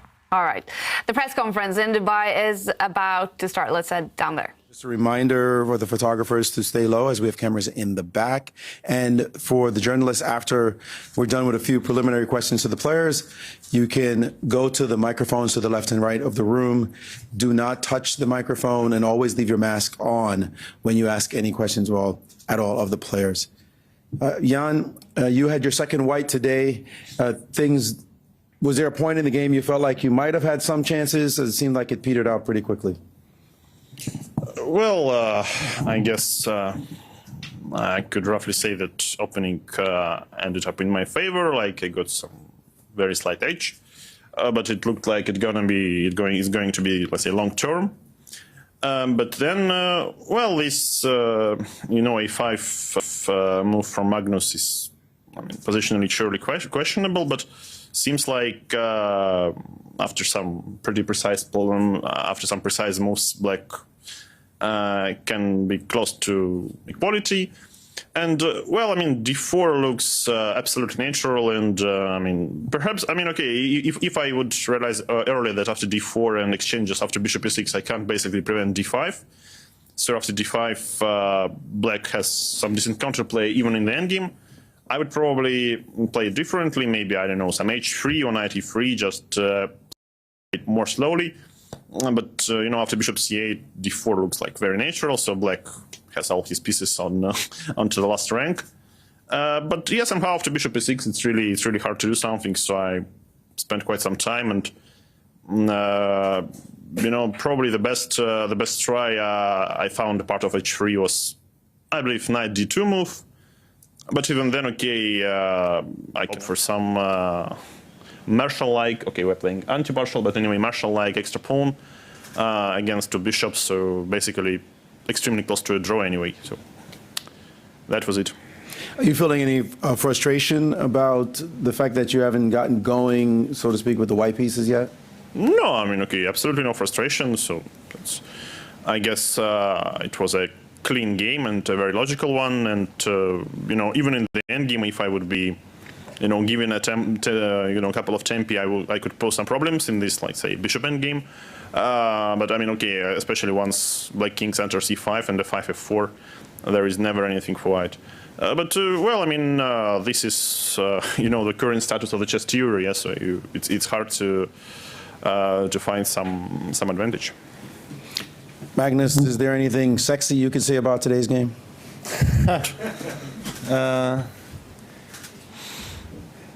Well, there's a lot that I could say, but yeah, I generally agree that I was obviously making some fairly ugly moves, but it seems all to work out reasonably well. At least I couldn't see any concrete way to pose serious problems. So I think it was a reasonably logical game. You seem incredibly comfortable with the black pieces so far in this match. Is that the correct sentiment? I would say I wouldn't say very comfortable. I feel like I've been trying to equalize in both games without getting a lot of chances, but it's okay. It's a fairly normal procedure in these matches. Jan, the trouble of the white pieces, as you made it, is documented nowadays. It seems very difficult to get advantage with white, even after months of preparation. What are you going to need to do to change the trend? No, that whatever am I going to do, the trend will remain the same. So that's not about my preparation or Magnus' preparation. That's about, let's say, the current theory status.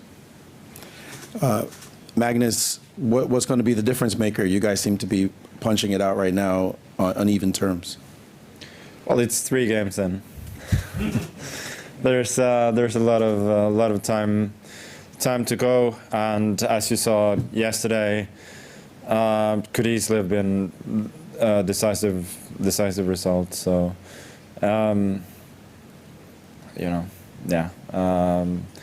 it could.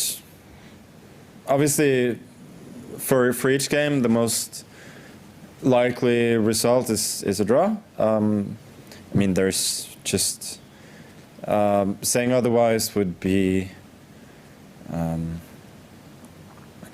quite disingenuous. But I mean, any game could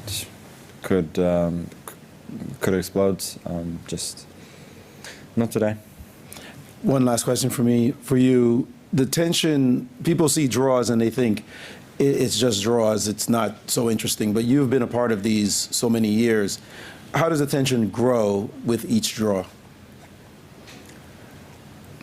Yeah, as you say, obviously, as the match goes along, with each draw, you get a bit more tense. But I would say so far, yeah, it's 3 games, and personally, I've been black in 2 of them, I'm fairly satisfied, and there's a lot of time to create something. Although obviously it's not ever going to be easy against a very strong opponent. All right, if I may ask the journalists, you have again microphones at both sides of the room. Here. So Jan, I wanted to ask you about one moment. So when you played Rookie 8, were you expecting Knight A5, which is sort of the main line, or you mean Knight A5 instead of Rookie 8? Yes. Was that something you were expecting, or was Rookie 8 was it a surprise? Well, in some way, I expected everything. So I guess after such long preparation, you more or less try to be familiar with most of the moves. But I'm sure there are also maybe some worthy tries which haven't been played yet. But yeah, okay, Rookie 8 is one of the pretty logical sidelines. Like this whole plan is very healthy. Rookie 8, Bishop F8, H6. Yeah, so a little bit like the Zaitsev variation. Yeah, but I mean, still very, very nice for black. And then to Magnus, I wanted to ask about this moment with H3. If Jan had played Knight D2, was your aim to play D5? Yeah, as Jan mentioned, we'll after D5 pretty much by force get this ending with an extra pawn for white, which I thought was just a dead draw. So even if the bishop, would come to C3 and pawn on A5, was your idea to reroute the bishop to A6 possibly, or did you think? No, I mean I thought the bishop eventually after D5 everything gets taken. You take on A5, Rook A8, Bishop C7, Rook A4, Bishop goes to E5 and then C3, and then you go F6, King F7, H5. The bishops are just way too strong, I think. So you would say that you were more than willing to go into this endgame, or did you consider perhaps playing another move to keep things going and maybe perhaps some chances? I hadn't decided yet, but I had I had that in reserve, at least I thought. So there might have been other options, but It didn't feel realistic that I could actually play for something. So probably that's what I would have done. And I know on the first day I asked you about football player. I'm sorry. We have to give all the journalists an opportunity. You can come back on the mic if there are other questions. Sure. Thank you. Hi, Saravanan from ChessBase. Ian, in the official commentary, Vishy Anand was discussing about your opening strategy. To quote him, in every match, people have tried different strategies against Magnus, but so far they haven't cracked it.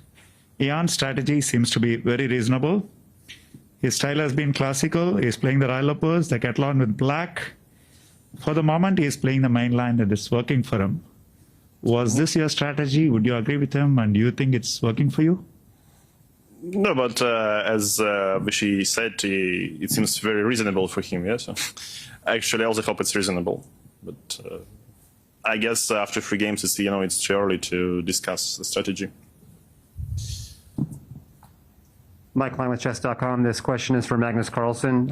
Magnus, this is far from your first rodeo, and I know you have processes that have probably been established. So I'm wondering, how much are you trusting your team for in-match opening improvements, or are you still very hands-on in the middle of a match when looking for opening improvements?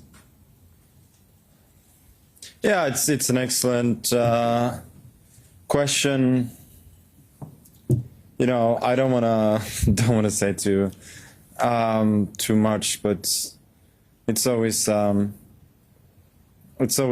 combination that obviously you have a good team that you trust, but I mean at the end of the day I'm making the decisions. Hi, this is Jan from VST from Montenegro. I have a question for Jan about the move h3.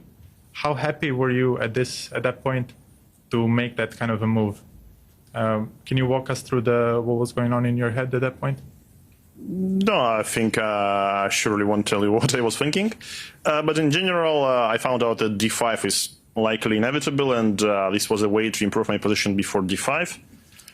So maybe I could capitalize on that if black would push d5 immediately, but I guess also d5 should work pretty nicely. But yeah, somehow after h3, c6, it's not such a great important tempi, but h3 could be useful, yeah, in many lines. So I'm not getting mated on the first rank at least. Thanks. I am Rune from the global broadcasts of Chess24. The question is primarily for Magnus, and would also love to hear if Ian had a reaction. It appears that today's game was analyzed in an online database all the way up until move 20 2 days ago. If this was somebody from your team who forgot to make it private, how would you react?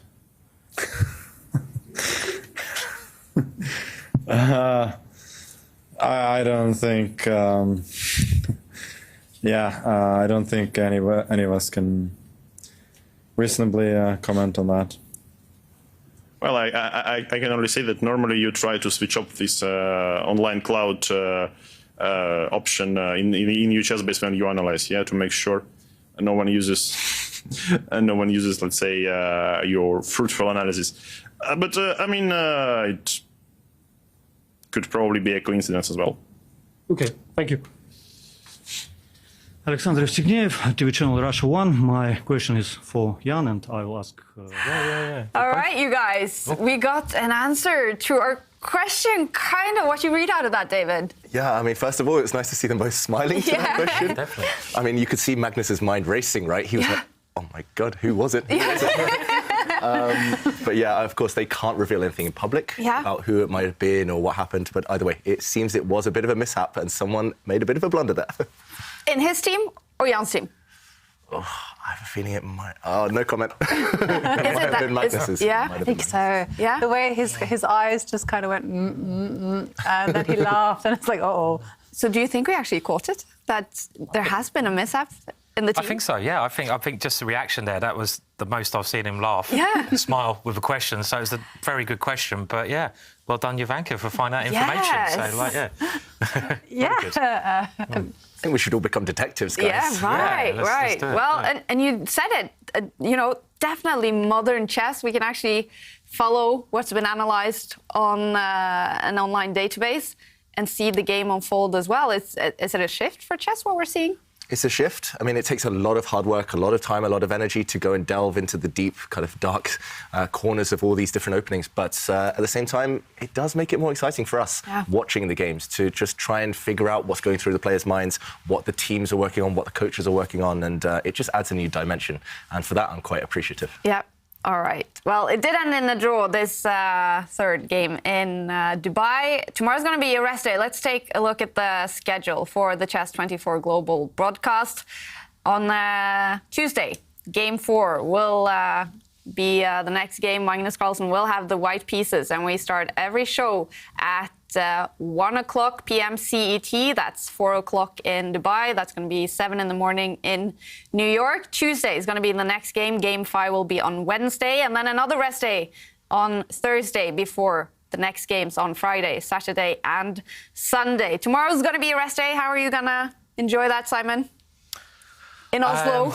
By resting, I guess. Yeah. I'll probably have it's a lovely city. I'll probably have a little walk down the harbour, and I hear there's a ski run, so I might go to the top of that and run down that. Who knows? Just see a bit of the scenery, I think, and just take it easy. So, yeah. And personally, I can't wait for Game 4 on Tuesday, but also because it's the birthday day. It's Magnus Carlsen's birthday and someone else's birthday as well. Ooh. So don't miss it. It's going to be a day of celebration, a day of a lot of exciting chess. Definitely. We're going to celebrate both Ginger GM Simon Williams here in the studio and world champion Magnus Carlsen turning 31 years old on... 31, whoa! Awesome! Turning 31, on day 4 in the World Championship match. It's been an interesting day, not too long day. Maybe Game 4 will be a longer one. It's been nice having you joining us from around the world. Thanks for watching, everyone. And hopefully we'll see you on Tuesday. Bye. Bye.